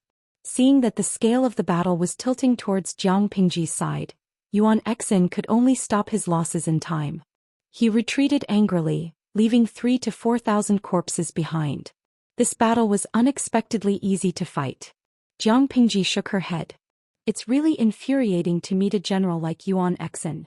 According to the footage captured by the camera in the streaming room, the previous two ambushes had taken a lot of effort. If Jiang Pingji had really charged in, she would have lost at least 5,000 troops and horses. However, the two arrangements were not put to use. Yuan Xen's side slacked off and planned to simply fool people. Unexpectedly, Jiang Pingji did not play by the rules this time. Not only did she not choose to take a detour, but she also led her troops to attack. How could a shoddy construction withstand Jiang Pingji's violent destruction? Xianxia wiped the blood off his face with a handkerchief. As he tidied up his appearance, he said, "My heart aches for Nyesun." Jiang Pingji said, "Yuan Xen has reminded me that the military reform should be brought forward. If a general tampered with military orders and strategies because of his own selfishness, or if he responded perfunctorily, Yuan Xen was a good example. The commander-in-chief had sole authority in the military. It was fine if he met a reliable one, but if he was unreliable, Jiang Pingji could not help but frown. She did not have many generals under her command.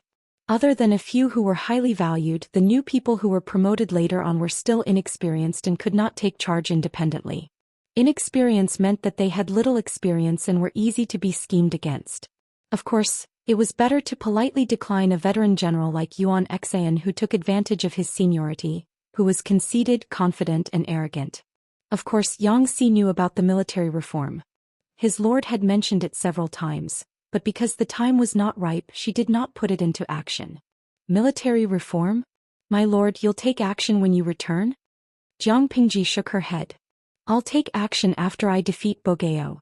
The impact of the military reform now is too great. She wanted to restrict the commander-in-chief's military power and command. She did not want to see Yuan Xian appear under her command. Chapter 1279. Yuan Xian returned pathetically and immediately sent someone to question Hua Yuan. In the end, General, he's gone. Yuan Xian was waiting for Hua Yuan. He never expected to hear this answer. Hua Yuan was gone. Gone? How could he be gone? Look everywhere, I want to see him alive or dead. Yuan Xian frowned. He had a belly full of anger that had no outlet to vent. At this moment he was angry and aggrieved like an angry beast that had been injured. The soldier anxiously lowered his head and did not dare to be negligent. He quickly retreated to find Hua Yuan.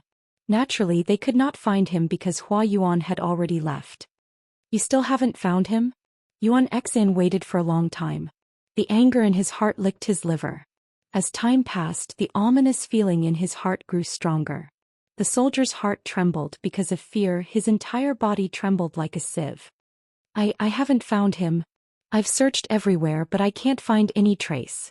It's as if he disappeared into thin air. Really disappeared? Yuan Xian slowly digested this news. His mind was in a mess.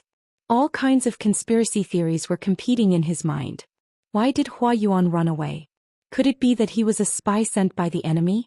On the surface he was giving advice to him, but in reality he was helping the thief escape? If that was the case, everything would make sense. Yuan Xian's livid face suddenly turned pale. Quickly search and see if anything is missing. Also send out a notice to arrest Hua Yuan. The soldier searched Hua Yuan's temporary residence. Yuan Xian also buried himself in checking his commander's seal and all kinds of documents. The result was confusing. When Hua Yuan left, he did not take anything valuable with him. He did not even take his newly tailored clothes with him. Yuan Xian did not lose his commander's seal, personal seal, documents. Not a single one was missing. They were all in their original places. If Hua Yuan was really a spy sent by the enemy, why did he not take these? Yuan Xian was confused and glad at the same time. He was confused by Hua Yuan's actions and glad that Hua Yuan did not take advantage of the situation. Could it be that he knew he was useless and was afraid that I would blame him, so he left first? Yuan Xian thought. He felt that this guess was the most likely. Although he was unhappy that Hua Yuan had escaped, compared to the worst situation, the current situation was already very good. Yuan Xian said angrily. He got off lightly. If he could capture Hua Yuan, he would definitely skin this fellow alive to vent the hatred in his heart. Where was Hua Yuan right now? The wheels of the carriage rolled forward, and Hua Yuan's soft humming could be faintly heard from the bumpy carriage. Huang Song's defeat is certain. I'm afraid he's no match for Lu Shi. Hua Yuan was still in his original shabby attire. His legs were crossed inelegantly and his back was bent forward lazily. His body swayed along with the jolting ox cart. In the carriage there was a young man about 11 or 12 years old. The young man was dressed in ordinary clothes, but he had an air of nobility about him. His features were elegant and handsome. Anyone who saw him would praise him as a good seedling, and his future could be seen. The youth asked in surprise, "Sir, are you so sure?" Hua Yuan sneered. According to Huang Song's plan, he handed Qinzhou over to Yuan Xian to give him the cold shoulder.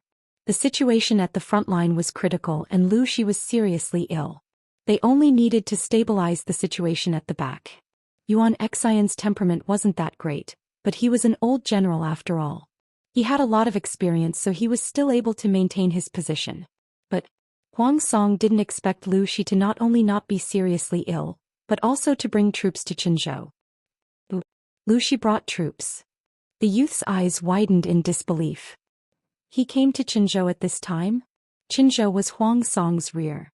As the Lord, it was one thing for her to pretend to be sick, but how could she bring 50,000 troops deep into the enemy's territory? If they were to fail and Huang Song got a big bargain, he would laugh his head off in his dreams. Although there's no evidence, it's not far off. Hua Yuan said. I wasn't sure at first until I saw the news that Feng Jin was personally leading troops to guard both sides of the river. Think about it, with Feng Jin's background, if it weren't for Lu Shi, why would he need to be so energetic? Anyone else could have done the job of garrisoning troops on both sides of the gorge. In comparison, Sangzhou was more important to Feng Jin. And the result? Feng Jin didn't guard Sangzhou. Instead, he chose to stay at the front line of the river where the security was tight. How could there be nothing fishy about it?